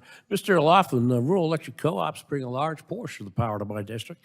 We're still recovering from a devastating Hurricane Michael that hit the district. I wonder if, let me say that I want to ask you to talk about the resiliency of co-ops and what we can do to help them to extreme events like that. But we changed some of those laws after Michael. We realized that we had laws that were governing reimbursements and tax consequences to the rural electric co-ops. We changed those things in order to help the rural electric co-ops respond better to. You have some more ideas we can take home? And well, so the things that we're talking about here today is kind of the easy stuff, right? It's things that we already know how to do, that to produce electricity in a way that's resilient means you got to have a diverse set of resources that will stand up under a variety of conditions. And we talk about extreme conditions as if they're things that might happen. They do happen. We see it all across the country, and we just need to be prepared for them. There's things that we can do on the electric distribution and transmission networks that, your state has actually been a leader in hardening systems to prevent damage from wind and things like that. And in our state, we've learned how to handle ice and cold weather. I'm trying to get at statutes. Things congressmen aren't going to go down and cut out tree limbs for you. But are we making laws that get in your way, keeping the utility lines free of debris and things like that? Well, the problems that we have are largely around federal lands and state-controlled lands and getting in to clear those properties. In Ohio, those are the only places that we have serious problems with it. We always have to deal with local property owners and property rights, but those are normally resolved. When it comes to governmental lands, there's been a considerable resistance to letting us get in and do the things that we need to do to clear those lines, and I think you've seen that in many Well, states. please keep us in mind when you see the federal government getting in your way. There actually are a large group of us up there who'd like to get out of your way, get off your back. And with that, I yield back. Thank the gentleman. I'll now go to the Vice Chair of the Energy, Climate, and Grid Security Subcommittee, Mr. Curtis from Utah. Thank you, Chair. With a couple of the members from this committee, we were invited to Europe a little over a year ago by the European Union to talk about climate. So first of all, let's enjoy this moment that Republicans were invited to Europe to talk climate. Second of all, that we went.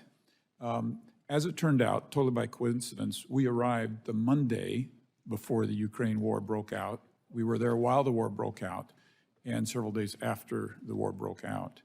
And instead of a revelation that they were hoping to give us about what they had done on climate, we saw knee-deep the false premise that they had pursued and the consequences of that premise. And all of a sudden, we saw clearly that the emperor had no clothes. And subsequently, what I've learned is that Belgium, where we first landed 20 years ago, had 7 nuclear plants. The environmentalists said they're bad, shut them down. At the time, that produced half of Belgium's power. Today, that half of their power has been replaced by dirty Russian petroleum products from their enemy. 15 years ago, I'm told that Europe produced as much natural gas as Russia, just 15 years ago. What happened? They decided that they were too good to frack. So today, they buy fracked natural gas from their enemy. And what's so glaringly clear to me is that we have been told for many years that we must sacrifice national security, we must sacrifice affordability, we must sacrifice reliability, all so that we could reduce emissions.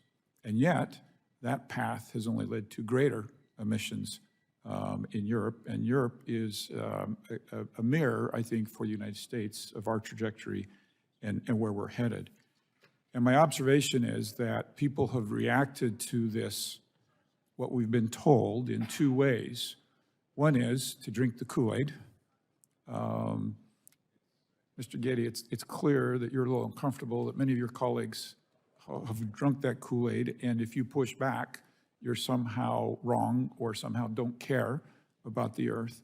I think the other reaction has been to ignore or to push back, and anybody who ignores or pushes back is automatically deemed someone who doesn't care about the earth, somebody who denies the science. And in reality, that's just not true.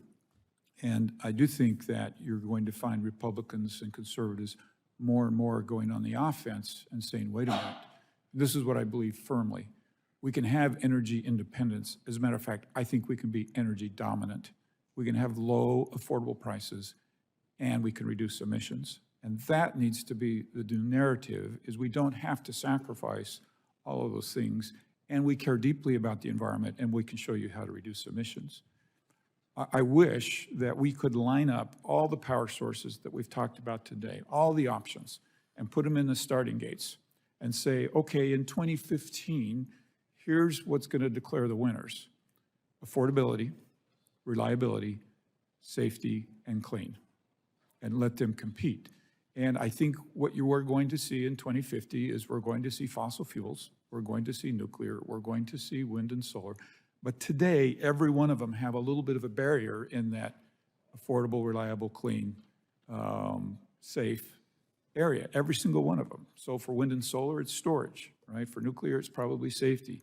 For fossil fuels, it's cleanliness. And yet, if you look at carbon sequestration and direct air capture, and the fact that we've talked about today, that all of these fuels will be needed in the year 2050, that is how we need to be talking and moving people towards these goals. So I'm curious, I've probably talked more than I should have, but I'd love to know, just in the minute I have left, what the 4 of you see in 2050, like who prevails in this, and how do we make sure that we clear this field so all of these things have an equal chance?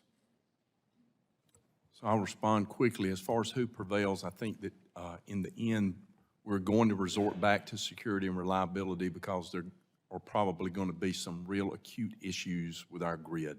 So I think in the end, we're going to find the security and reliability space being the race that we're in. Okay.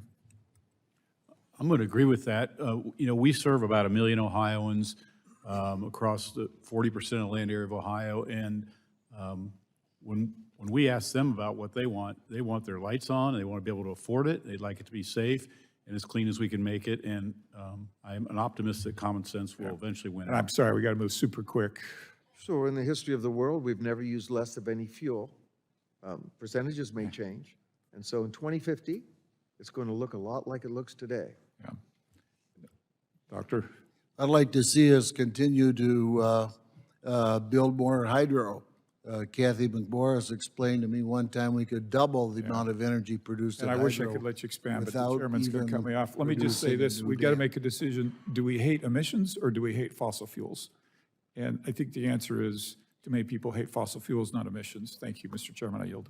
Thank you, Vice Chairman. I'll next go to a member who understands nuclear, and it's going to be a leader, and that's the gentlelady from Arizona, Ms. Lesko. Let me try to turn this on. First of all, I want to thank all of you for being here. Very educational, important issue. As I represent part of the Phoenix metropolitan area.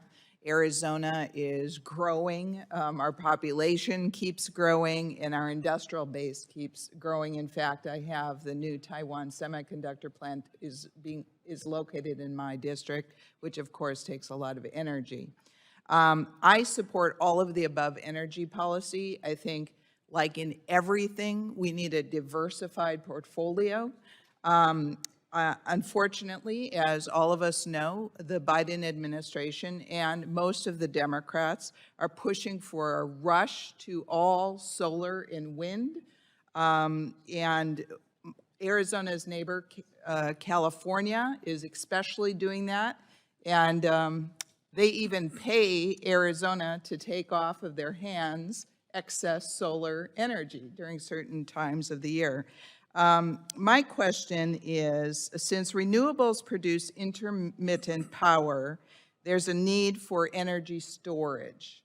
How long of a time period do you think it's going to take to have enough energy storage in order to have sufficient amount of energy for the grid? And this is open to anyone.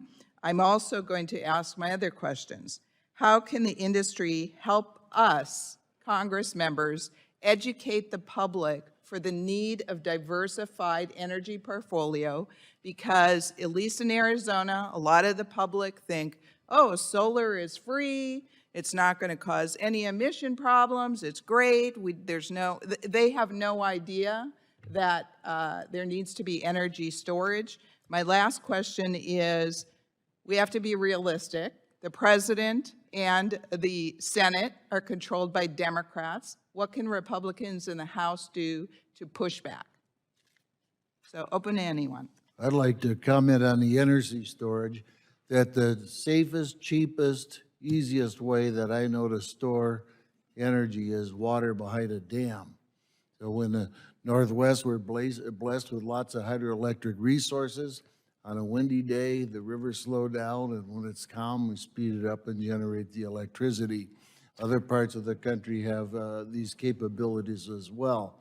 So not only is hydro a good, clean, renewable source of energy, but it also is a vital part to energy, solving the storage problem of the intermittent sources that pique so many people's interest.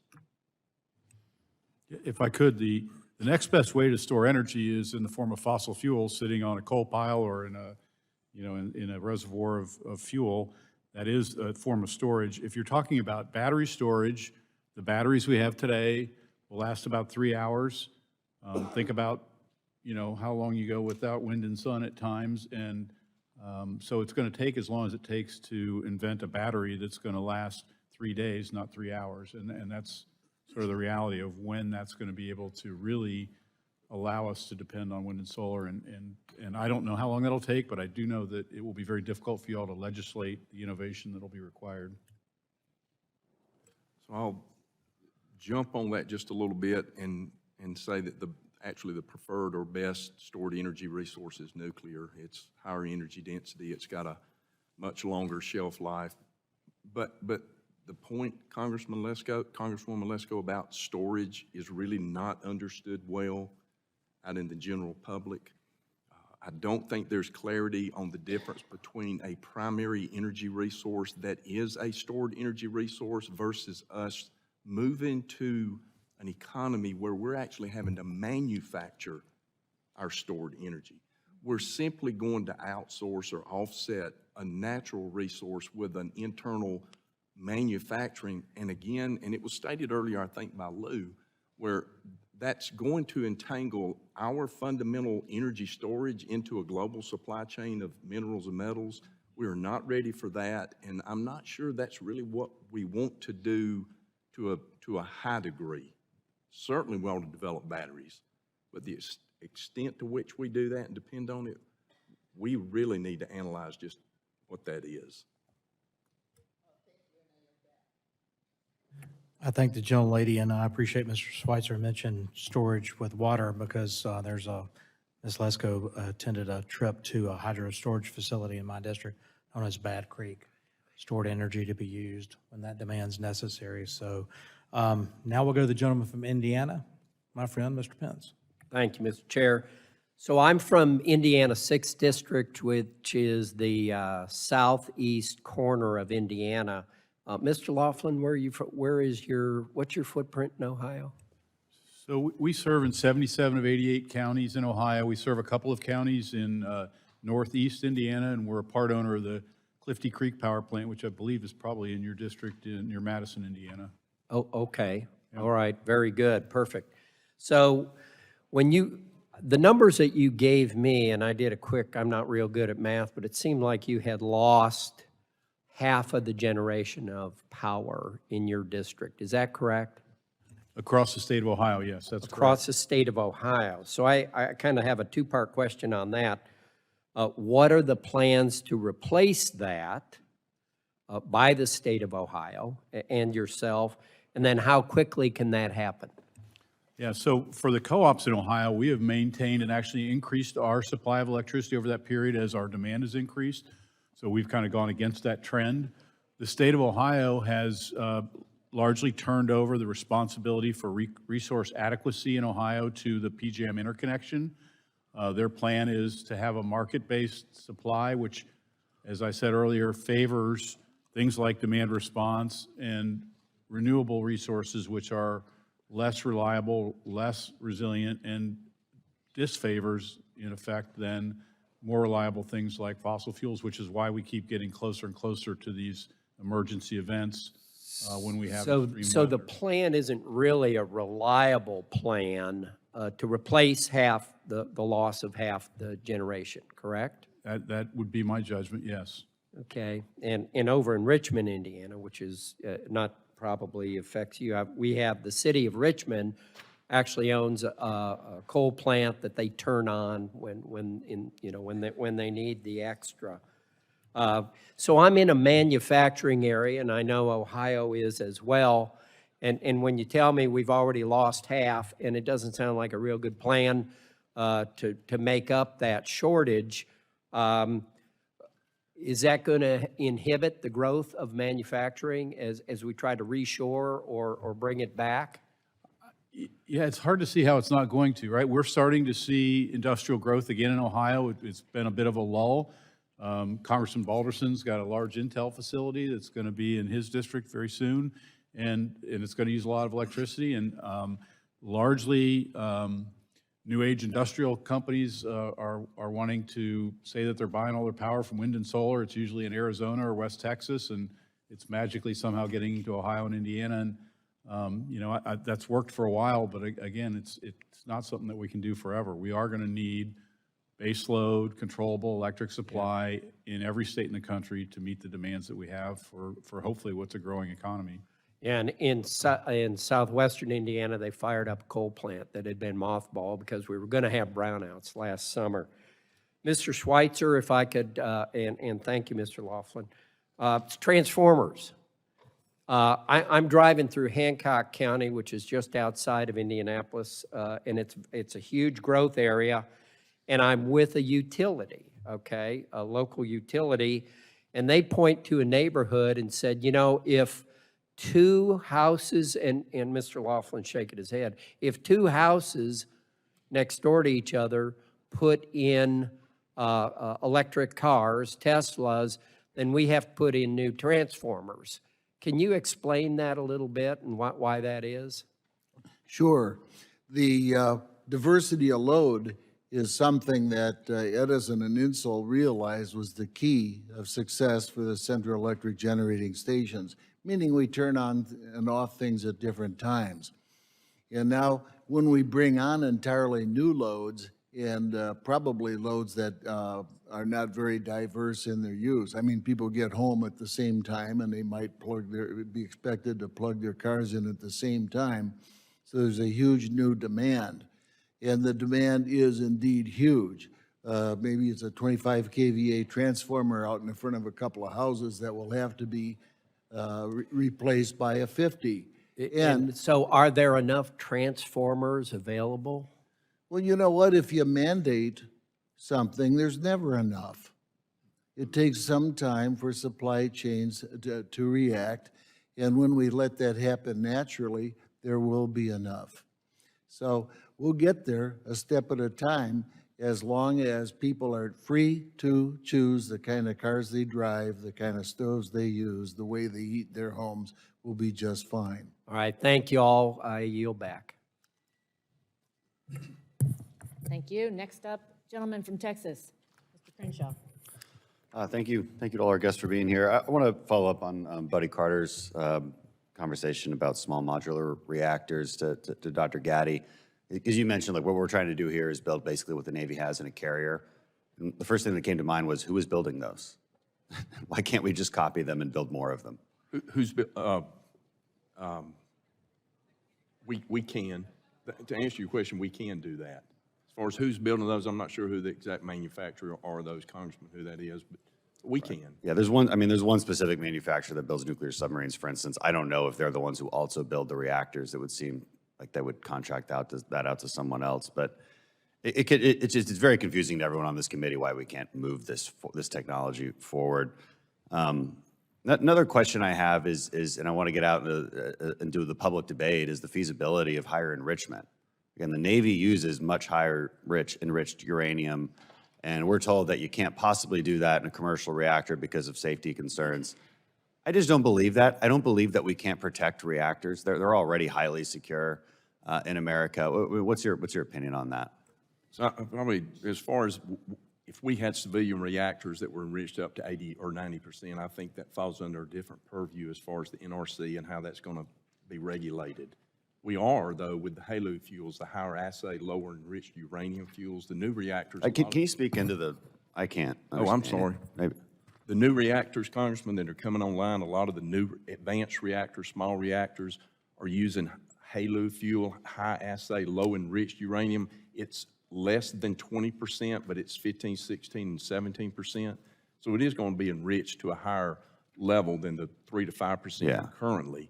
So we can do that. It's not that we can't, but right now we still don't have the enrichment capacity to provide those reactors that are about to come online. The one that's that has been approved out for Wyoming, it's Bill Gates' it's the natrium reactor, molten salt sodium cooled reactor. It's going to be a highest, and it's already been delayed 2 years because of fuel supply.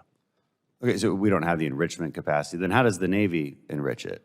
They have their own enrichment. They have their own enrichment capacity. Own enrichment. But I mean, it is true just in general that you're going to get more power, more efficiency at a higher rate of enrichment.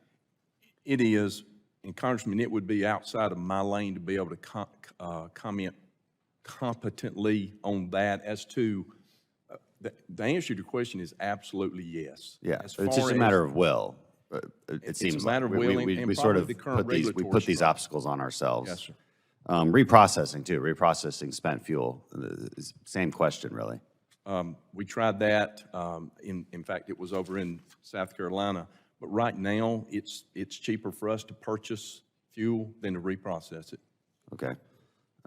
We should be reprocessing, though. We should be. Yeah, just as a. What about storage? You know, we have these debates in here about Yucca Mountain and all that, and then I hear from other nuclear experts that this is a silly debate. We should just store on site. It's perfectly safe, cheap. Why wouldn't we? It's been safe for these 40, 50 years. It's been safe. We've got. We've been paying for Yucca Mountain to store it geologically for all these years. That's a political, whatever that's called. It's not going to happen in my lifetime, I don't think. But again, we're kind of stuck with. We can't reprocess. We can't store it, and then the complaint is it's on site. It's dangerous.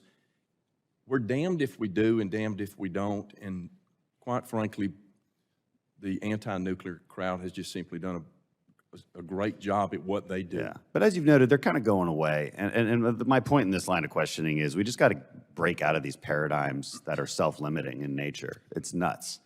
I want to, my last question for Mr. Pugliaresi on, is your organization done an analysis of the true carbon footprint of wind and solar? In my district at Rice University, they've done some research on this, and I've got some analysts who would say that it might actually be greater than gas. I'm not sure if that's true, but nobody really does a full-on assessment of from excavating the actual earth to the ends, you know, the end life of a solar or wind turbine. So I'm going to get you some information on that. We have a good friend, Mark Mills. I'm sure the committee knows him. He's got some data on that. I was looking at it last night, and we occasionally do a few things with Rice, with the Baker Institute. So I'm going to follow up on that. I know, for example, if you take an electric vehicle, you look at the Volkswagen data, it can take 70 to 80,000 miles before it's a net reduction in carbon emissions. So I've heard that. if you look at the massive amount of earth and material you have to do to construct some of these renewable technologies, I think it's not a net win right away, and it may be very marginal. I mean, if the plan is to reduce carbon emissions, what we're doing is very counterproductive.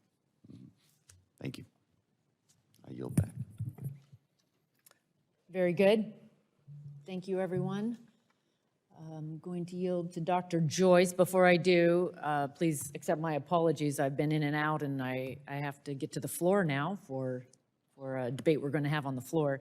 But I just appreciate everyone being here again. And I'll yield to Dr. Joyce, and Chair Jeff Duncan is going to sit in for me again. Thank you. First, I want to thank Chairwoman McMorris Rodgers for holding this roundtable today. As we begin the 118th Congress and set to enact our commitment to America, the new Republican majority continues to be focused on the issues that are facing all American families. This is our second roundtable in 3 weeks on the topic of energy, because it is the issue that is on the mind of my constituents. Let's be clear, energy security is national security. The economic, and in some cases, the physical well-being of our citizens depends on maintaining an adequate energy supply. I proudly represent the Commonwealth of Pennsylvania, which has provided the fuel for our nation's power grid since American homes first had electricity. Generations of Pennsylvanians have gone into coal mines to power Americans' industry and ultimately to keep the lights on. Now, new technology in natural gas production has led the Keystone State to re-emerge as an energy superpower, providing natural gas for Americans and for our friends and allies. Sadly, instead of celebrating Pennsylvania's energy growth as a triumph of American ingenuity, my colleagues across the aisle seek to hinder and obstruct this ingenuity. And even worse, the Biden administration continues to wage its war on the American energy industry. How do they do this? They create restrictive and burdensome regulations that have left us less secure and more exposed to international rivals. Americans shouldn't have to rely on oil and natural gas from abroad, and we cannot afford to abandon our European allies to Russian energy aggression. Now is the time to abandon these failed policies and unleash the energy reserves that are under the feet of my constituents. With our new House majority, Republicans are ready to begin implementing policies that will allow new leases for oil and gas production, reform the permitting process for energy infrastructure, prevent burdensome government regulation, and reclaim American energy dominance. My first question is for Mr. O'Loughlin. In my hometown in Altoona, Pennsylvania, the low temperature on Christmas Eve was -3 degrees Fahrenheit. Temperatures like this can be life-threatening, and my constituents rely on the energy industry to keep the lights on and to keep the heat running. I heard from constituents just after that Christmas Eve that local utility companies asked customers to conserve energy or risk outages. In a nation as blessed as ours with natural resources, we should never have to put our citizens at risk of blackouts. Mr. O'Loughlin, as president of a generation and transmission cooperative, can you speak about how critical it is to have baseload power capacity for cold winter nights like we're seeing? And how could closing coal and natural gas power plants in favor of renewables affect the grid during these weather events? Yes, thank you. And I think we've just seen again another example of the fact that we need these baseload plants that are controllable, that will respond to the changes in demand, to be available. And if we're going to have them available, that means that we need to have compensation systems that are fair, that companies can afford to continue to invest in keeping these facilities up and running. And let's face it, it's impossible today to permit or build a new coal-fired power plant in this country. What we have today is what we're going to have, and it's a matter of how long we can hang on to the facilities that we have. It's, as Dr. Gaddy said, it's going to be difficult to build another large nuclear power plant, and oh, by the way, it's probably going to take 15 or 20 years. So it's extremely important that we maintain the base of plants that we have in existence today while we adapt the rest of our grid around expanding wind, expanding solar, changing demand. All those things are going to change, but we need to hang on to the base that we have as a starting point and then work on better policies so that people may again invest in some of these longer term investments with a surety that they'll be able to continue to operate without burdensome regulations that will weigh us down and cause us eventually to stop operating. Mr. O'Loughlin, allow me to follow up there. As some government officials continue to try to push the automakers toward electric vehicles, how would forced widespread adaptation of EVs, how would that affect the grid? And what would it mean for customers, your customers, during extreme and prolonged weather events? Yeah, so we are going to see more electric vehicles. It's the same thing as the cleaning up of our grid. It's not that it's not happening. It's going to happen. It's a matter of how fast, how forced is it, how much does it just happen organically by the choice of people. And we can adapt to things if we have time, as we force things in. But what about weather events? What about what we're seeing right now? So are we going to have the ability to turn people's cars off? I mean, a lot of people act like, okay, we'll have all these electric cars, but we'll just charge them whenever it's convenient for the power company. Well, guess what? We're a power company. We don't have the ability to turn anybody's electric charger on or off. Yeah, could that be done? Yes, it could be done. Is that what people are doing? No, they're going to Amazon and buying the biggest, fastest charger they can and plugging their car in when they get home. So we've got to have enough resources to supply what people want. And then if we're going to mandate these additional loads, then we're going to have some way to manage it in the interim. My time has expired and I yield. Thank the gentleman. We'll go to the gentleman from Texas, Randy Weber.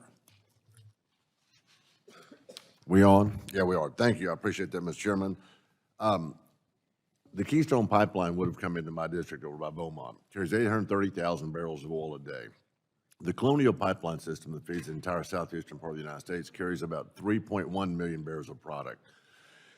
So the Keystone Pipeline is literally more than 1/4 of the output. There's been a war on pipelines, and it's been Russia for a long time. In 2017, Chairman of the Science Committee, Lamar Smith, and I wrote a letter to Treasury Secretary Steve Mnuchin that said there's Russian oligarchs sending money to a shell corporation in Bermuda to then fund these anti-fossil fuel, anti-pipeline, anti-nuclear folks over here. In effect, brainwashing a lot of our Americans. And for whatever reason, Steve Mnuchin, we told him we thought they violated 2 federal laws, FARA, the Foreign Agent Registration Act, and also money laundering. And President Trump was in office, but Mnuchin, for whatever reason, chose not to investigate it. Point is, it's been going on a long time. So, David, is it Dr. David Gaddy? David would be just fine. David would be just fine. Yes. Okay. David, I'm going to come to you. How do we combat that among the young people where the Russians have been doing a number on pipelines, a number on fossil fuels, and a number on nuclear for a long time? Fix that for us, Professor. I'll need about 3 lifetimes, Congressman, to do that, but Granted. it really, in my classes, it generally once after about 15 weeks of numbers, and to earlier comments from Congressman from Ohio Science and Engineering, once you lay that out, it starts to make sense, and they get that. The problem is just the general public doesn't necessarily get that, and Well, if you're not coming through my classes, you may not get that. Well, we got to get there. I'm just glad to hear you got classed, Professor. I owned an air conditioning company for 35 years. 75% of the problems with air conditioning is electrical by nature. So y'all are all familiar with the Hertz cycles that we go through. And so I guess this is a question for the gentleman down on the far right. I can't quite see your name. The engineering guy. There you go. Thank you, Doctor. Appreciate that. Hertz cycles. We all know that the grid, when they get dangerously close outside of a tolerance, they've got to start shutting off neighborhoods in order to keep the entire grid going down.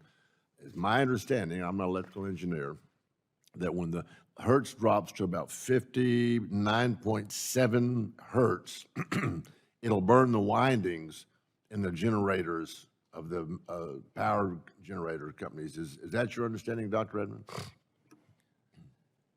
We make the protection that ensures that generators are not damaged when there are various contingencies, including under frequency, over frequency. And we also make protection that automatically sheds load to stop systems from collapsing, either for voltage or angle stability.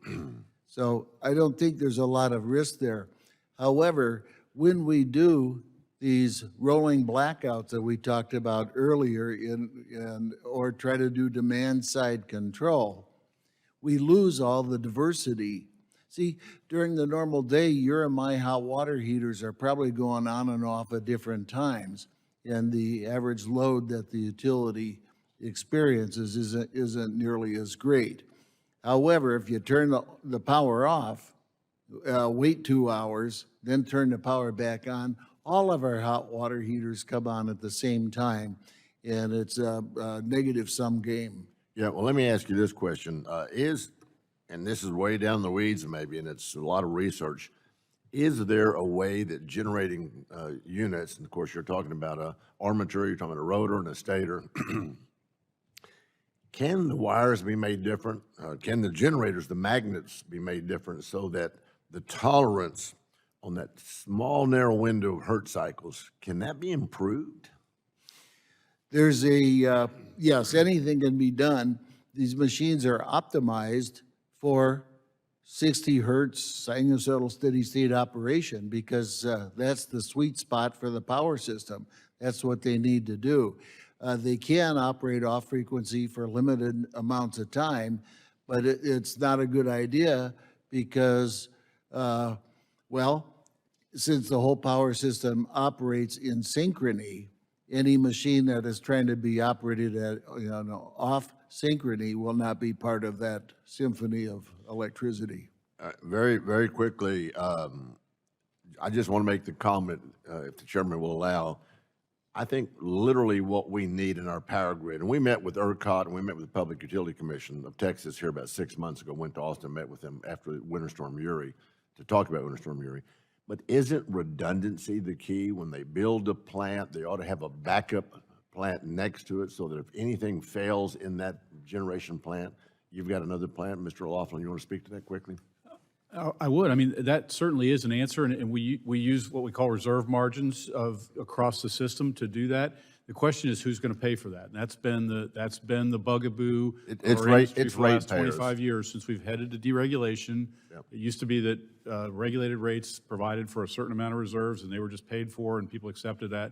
As we've deregulated the industry, we have not found a way to compensate for that reserves that we all know that we need, but nobody wants to pay for. That's the man behind the curtain. Thank you, Mr. Chairman. I yield back. Chair, I'll now go to Mr. Allen from Georgia with the home of Vogel. I know he's going to talk about that. Rick? We got this. Can you hear me? Okay, we got it. Yeah, I want to thank you, Mr. Chairman, for and Chairman Rodgers for holding this important hearing. Although it is, I will say, we all know this biblical quote, we know the truth, and the truth shall set you free. Became a member of Congress, I was involved in the construction and engineering industry. So I've got a lot of experience with this discussion.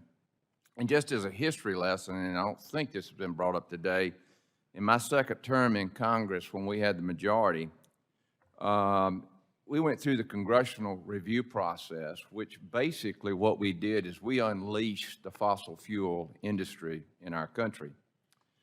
I had no idea what that would produce. We became the leader producer of LNG, which burns, by the way, 42% cleaner than any other anything out there producing energy right now. We control the cost of a barrel of oil. At that time, it's between $30 and $40 a barrel. Inflation rate was around 1.26%. And of course, we created a war between Russia, oil war between Russia and Saudi Arabia that brought oil down to $7 a barrel, which was unheard of. And my fellow Americans, do you realize what kind of power and national security that is? It is, it's hard to explain. And frankly, I don't understand why it doesn't get to the ballot box. If the American people actually understood what we're up against, I think, I think they would think a little different about what, what they want to try to do in the future of this country. I tell folks, I'm from Georgia, and I tell folks from these other states that, if you're going to charge your electric car, you're going to have to come to Georgia.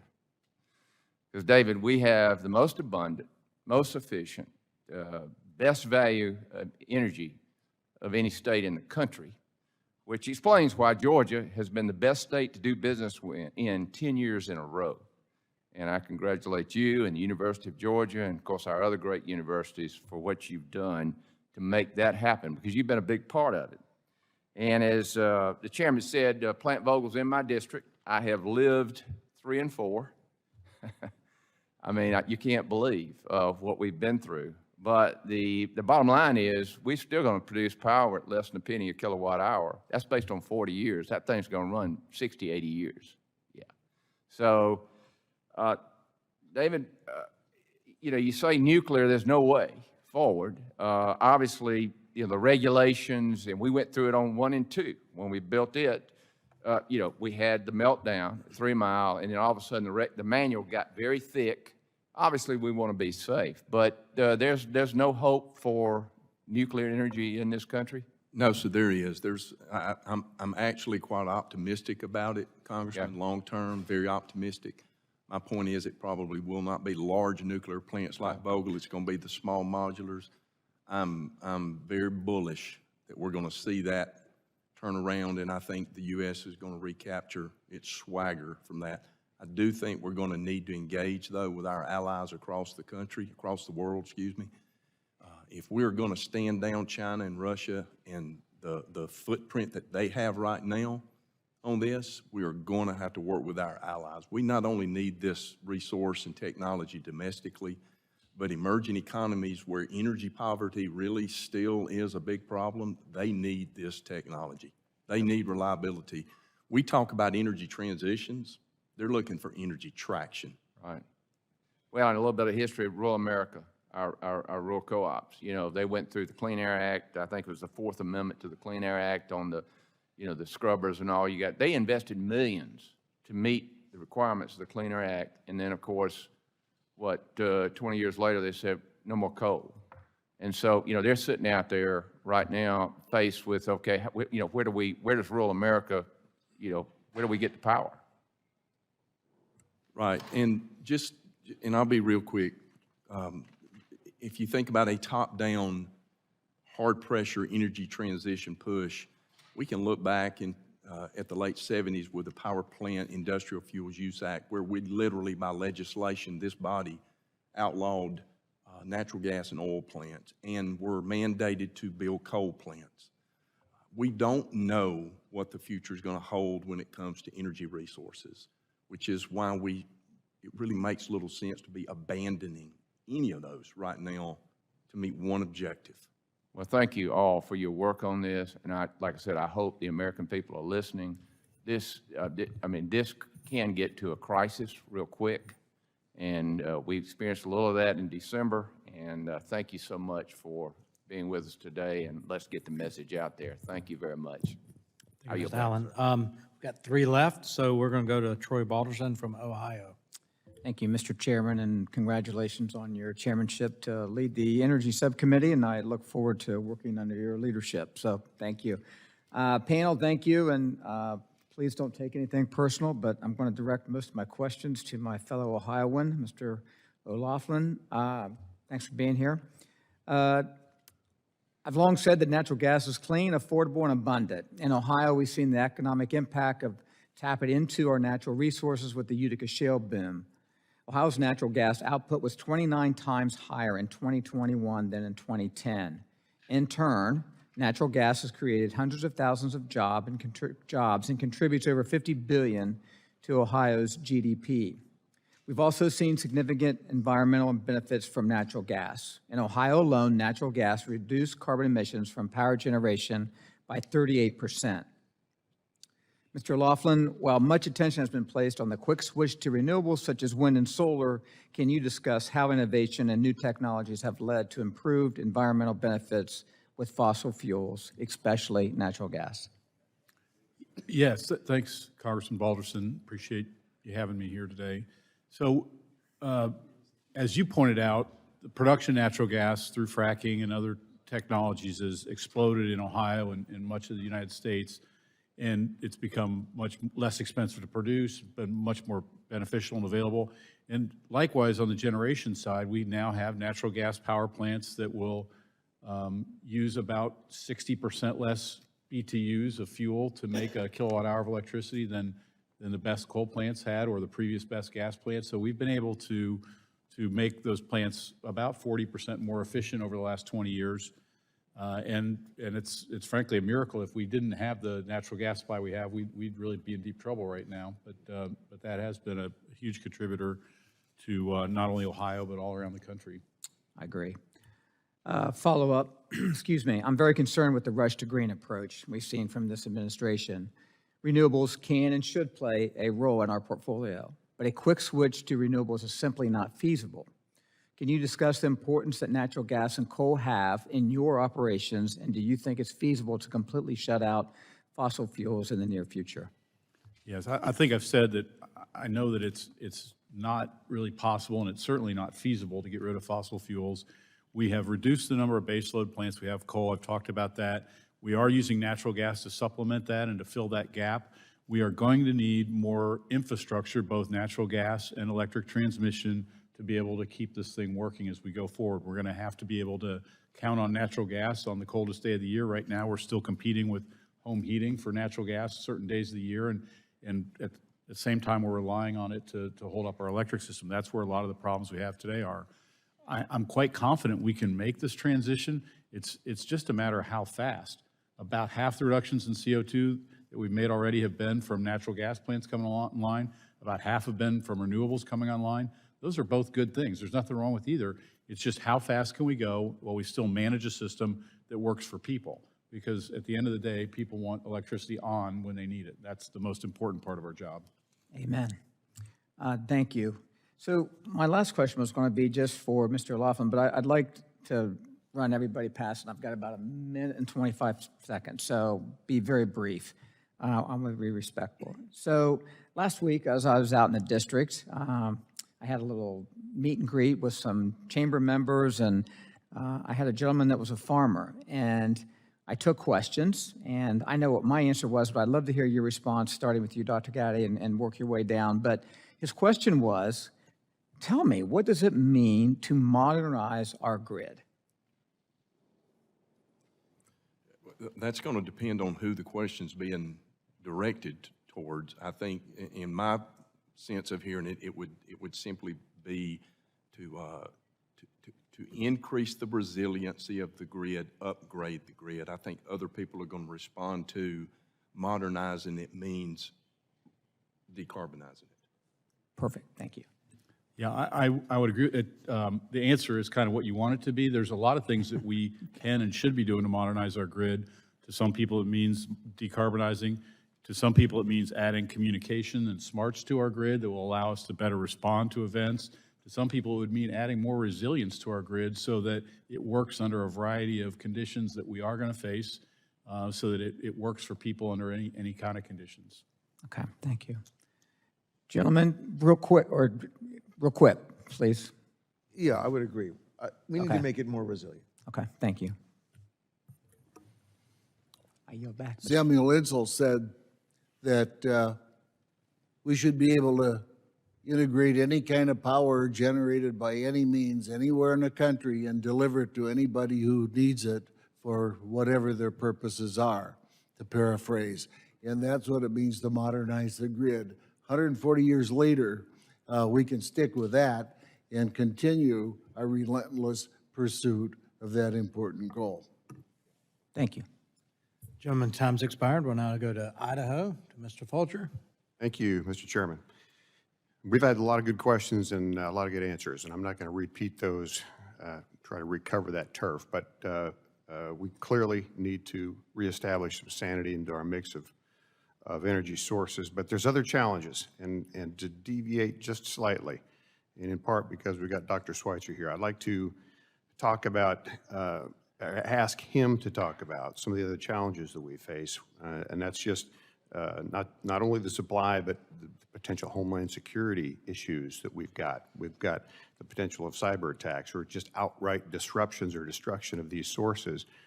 I know digital power protection is a big part of what Mr. Schweitzer has focused on, and I'd like to utilize my time in letting him address what is if you could just frame that situation, Dr. Schweitzer, what can be done, and most importantly to me, and I think maybe to this committee, is in that vein, what's the proper role of government in addressing those things? Thank you, Congressman. The electric power system has run well before digital. It is inherently stable system that runs BC, I call it before computer, that we do not need control systems to stabilize the power system. On the other hand, these digital and other control means do help us get more out of it. So let's start with the first point here, that what we can do is ensure there's plenty of margin in our electric power systems, plenty of generation margin, plenty of transmission margin, and I think in distribution, a little bit more won't hurt anyway. So it used to be utilities would design for about 15 to 20% of inherently dependable margin. And now when we're down in the maybe 5 to 8% many times of intermittent sources, it's not the same. And that puts us in a tenuous situation for whether it's Osama bin Laden, Osama bin Weather, a cyber attack, load growth that people moving from California to Texas and so forth, that these kinds of activities are handled with grace economically when we build, when we please the political world lets the electric power utilities do what they do best, and that's keep the lights on. Specifically related to cyber attacks and our efforts, well, first of all, I think it's important to never connect critical infrastructure to the internet. Audit that. I don't mean a government audit that. I mean we as in the electric power and other critical infrastructures need to make sure that we are not connecting critical infrastructure to the internet. the internet is still a sort of like the Star Wars bar scene, you know? And that said, people do need to communicate with digital equipment. And for those purposes, the utilities have focused on building their own infrastructure for this so as to keep it private unto themselves. And that's a good step. There are other more technical things that we do with technology such as software-defined networks where nobody can talk to anybody until you put in the rules. And if anybody tries to join the conversation, you detect it within a couple of microseconds.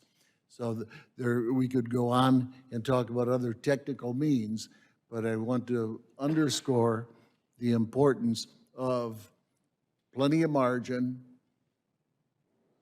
And the second thing of being careful to stay off of the internet and to provide independent means of communications specific to critical infrastructures. Thank you. guys. Dr. Schweitzer, thank you for taking the time on that. I know that we're going to be dealing with this as a committee a lot here in this coming session. So with that, Mr. Chairman, I yield back. I thank the gentleman. So Mr. Pfluger is here now, so we'll go to Mr. Pfluger of Texas. I thought I saw you walk in. Thank you, Mr. Chairman, and I'd like to thank all of you for being here. By way of introduction, I represent the Permian Basin, Midland, Odessa, the counties there that do a little bit of production, about 40% actually of oil and gas in the United States, 5.5 million barrels a day, so it's very important to me. And I'm just very thankful for your testimony and completely shocked. Somebody mentioned that some of our previous leadership in the United States would be rolling over in their graves. They are right now, because we've completely abandoned reliability, affordability, the things that have made this country, our economy, and our national security so incredibly important. Mr. Gaddy, these charts are great. They are fantastic. And I want to focus right now, let's just assume, maybe not even assume a population growth. I think there's estimates out there, 1 billion people in the next 17 to 18 years worldwide. Do you have a number in mind when it comes to a percentage increase of demand for electricity? Let's call it the next 20 years. I probably don't have a number in mind, but right now, I think it's about 12 or 13% of the world has no access to electricity. An even higher percentage has no access to clean energy, meaning they're burning cow dung and things like that. So we could probably look somewhere down the road at basic energy demands being somewhere along the lines of about 18 or 19%. But to Lou's point earlier, they're not using air conditioning. So there is a tremendous curve to come up, to your point, Congressman. So in the United States, I'm going somewhere with this, if we stay on this unreliable path, and by the way, in my district, we're proud to say we have more wind energy than the entire state of California. We've got it all. We're going to need it all, but we need reliable energy. And if we go down this unreliable path, what I'm trying to get to and put a marker down on is, what will the percentage or the deficit amount be in 2030, 2035, if we continue on? I don't think we're in a transition. I think we're in an expansion. And I think the pie is getting bigger and bigger, and certainly there is room for renewable, but they're unreliable sources. They don't provide base load. So what I'm wondering is, when you pair that with EV mandates, and you pair it with demand increases, and you pair it with all the rest of it, when we look at 2030, 35, 40, what's our demand in the United States going to be? What's the deficit going to be? How do the EVs factor into this for anybody on the panel? I'll just quickly respond and then let it pass down the road here. We're probably looking at a 30 or 35% increase in power demand when we have EVs coming online. If we're talking about a 100% economy that is electrified, that is our heating, our transportation, and of course the power generation. We don't have a strategy for that. There is no strategy for that. So I think to the point that was, a question was asked earlier, optimism-wise, I think we're going to reverse course way before we get to that point because the problems are going to hit the fan sooner. Yeah. Open it up to anybody else. Yeah, so the numbers I've seen are consistent with what Dr. Gaddy said. We're looking at about a 30 to 35% increase in electric demand by 2035. So what are we going to do to fill that gap? We are going to add more renewables. That is going to happen, and that will be helpful. We are going to have to add more baseload natural gas resources because I don't believe we'll be able to add any coal in that time period. We're going to have to hang on to what we have in that area. And then nuclear is probably going to take longer than that too. So we don't have many resources in that time frame to work with. And so it might become self-limiting. We may not get to 30 or 35% if we can't do it reliably, right? That'll put a damper on that growth. Yeah, so even in the absence of a forced transition, the world is going to need, by 2050, the equivalent of the total amount of power now generated for the entire developed world, the OECD. Let that sink into their policy. If we limit our thinking for a moment to the United States, I think we would see load grow in the electric power sector on the order with the GDP, except for this market interference of pushing people to use electric cars and whatnot.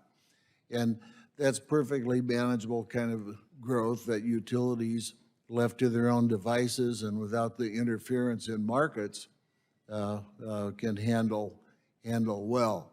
I think the opening of markets so that they are, so that investors are drawn to it as opposed to the restrictions upon them, this will not only happen well, but profitably to the point that we'll be able to pay down some of our debt. Thank you. I've got several hours of questions, unfortunately 5 minutes. I yield back. I thank the gentleman from Texas. He represents a huge energy producing area. Look forward to serving with him. We've got 2 new members on the committee as well as Mr. Pfluger, and I'm gonna go to the gentlelady from Tennessee who has the TVA mostly in her district. Yeah, So Ms. absolutely. Harshbarger. The light's not on. Oh, there you go.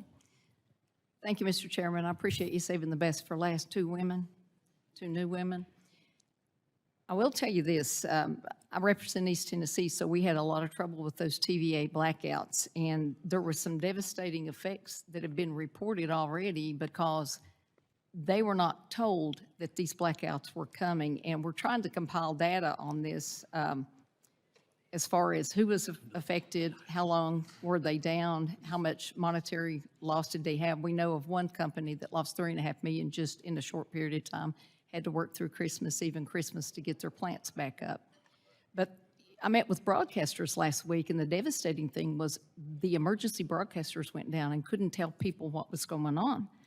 And 15-minute delays up and down ruined a lot of their broadcasting equipment. So we're in the process of compiling data on that too to report back.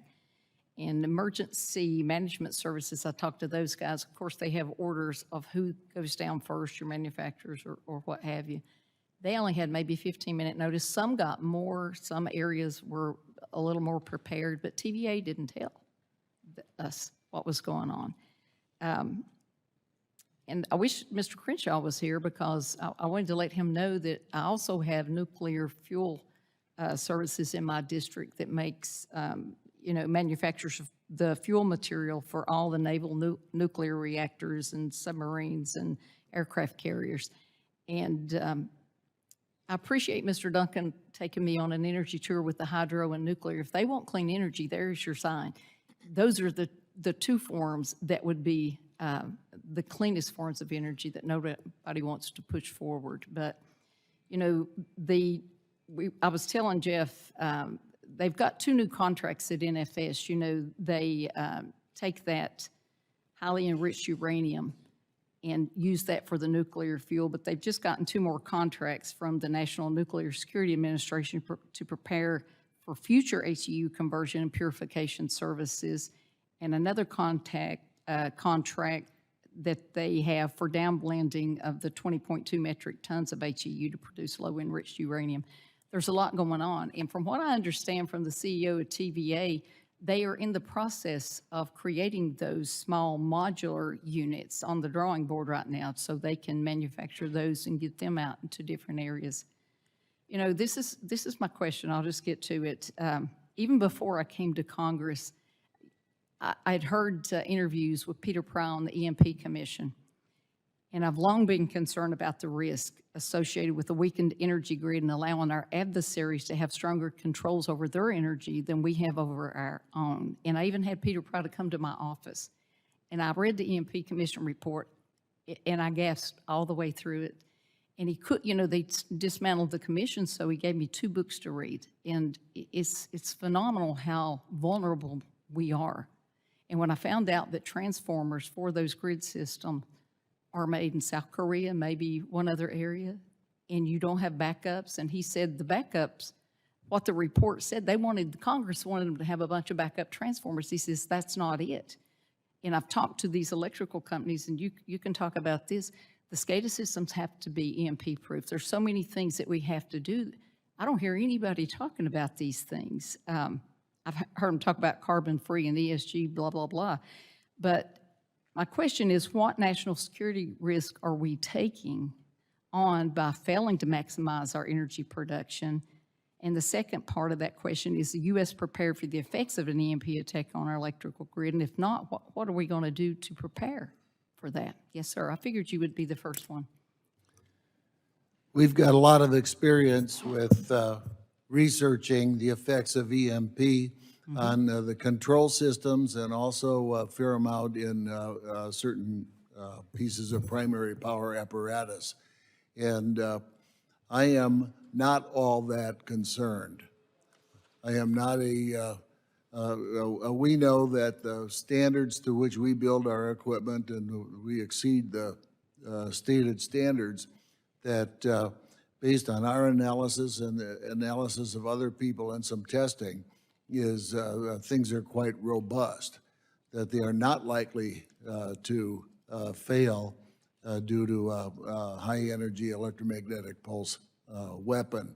As far as the vulnerability of transformers, our devices are made to trip the transformers off, thereby saving them so that service can be later restored. So I think there's a lot of sort of doomsday thinking about this, and that not much keeps me up at night, certainly not that. I'm real happy about that. It keeps me up, and makes me color my hair every 3 weeks. Yes, you know, these are just concerns that we have. You know, I think talking to Morgan Griffith, we'll have TVA in to talk to them about what happened and why didn't we know about those rolling blackouts, and where did that energy go? Had they promised it to someone else? You know, there's a lot of controversy there too. But if you're not worried about EMP, that's fine, but I think we do need more hydro, more nuclear, and we're prepared to go forward with that. And with that, I yield back. Thank the gentlelady. You know, I'd like to say we left the last for least, or the best for last, or whatever, I don't know, but a lady who's going to be a great member of the committee and a new member, the 3 M's, Marianne Miller-Meeks.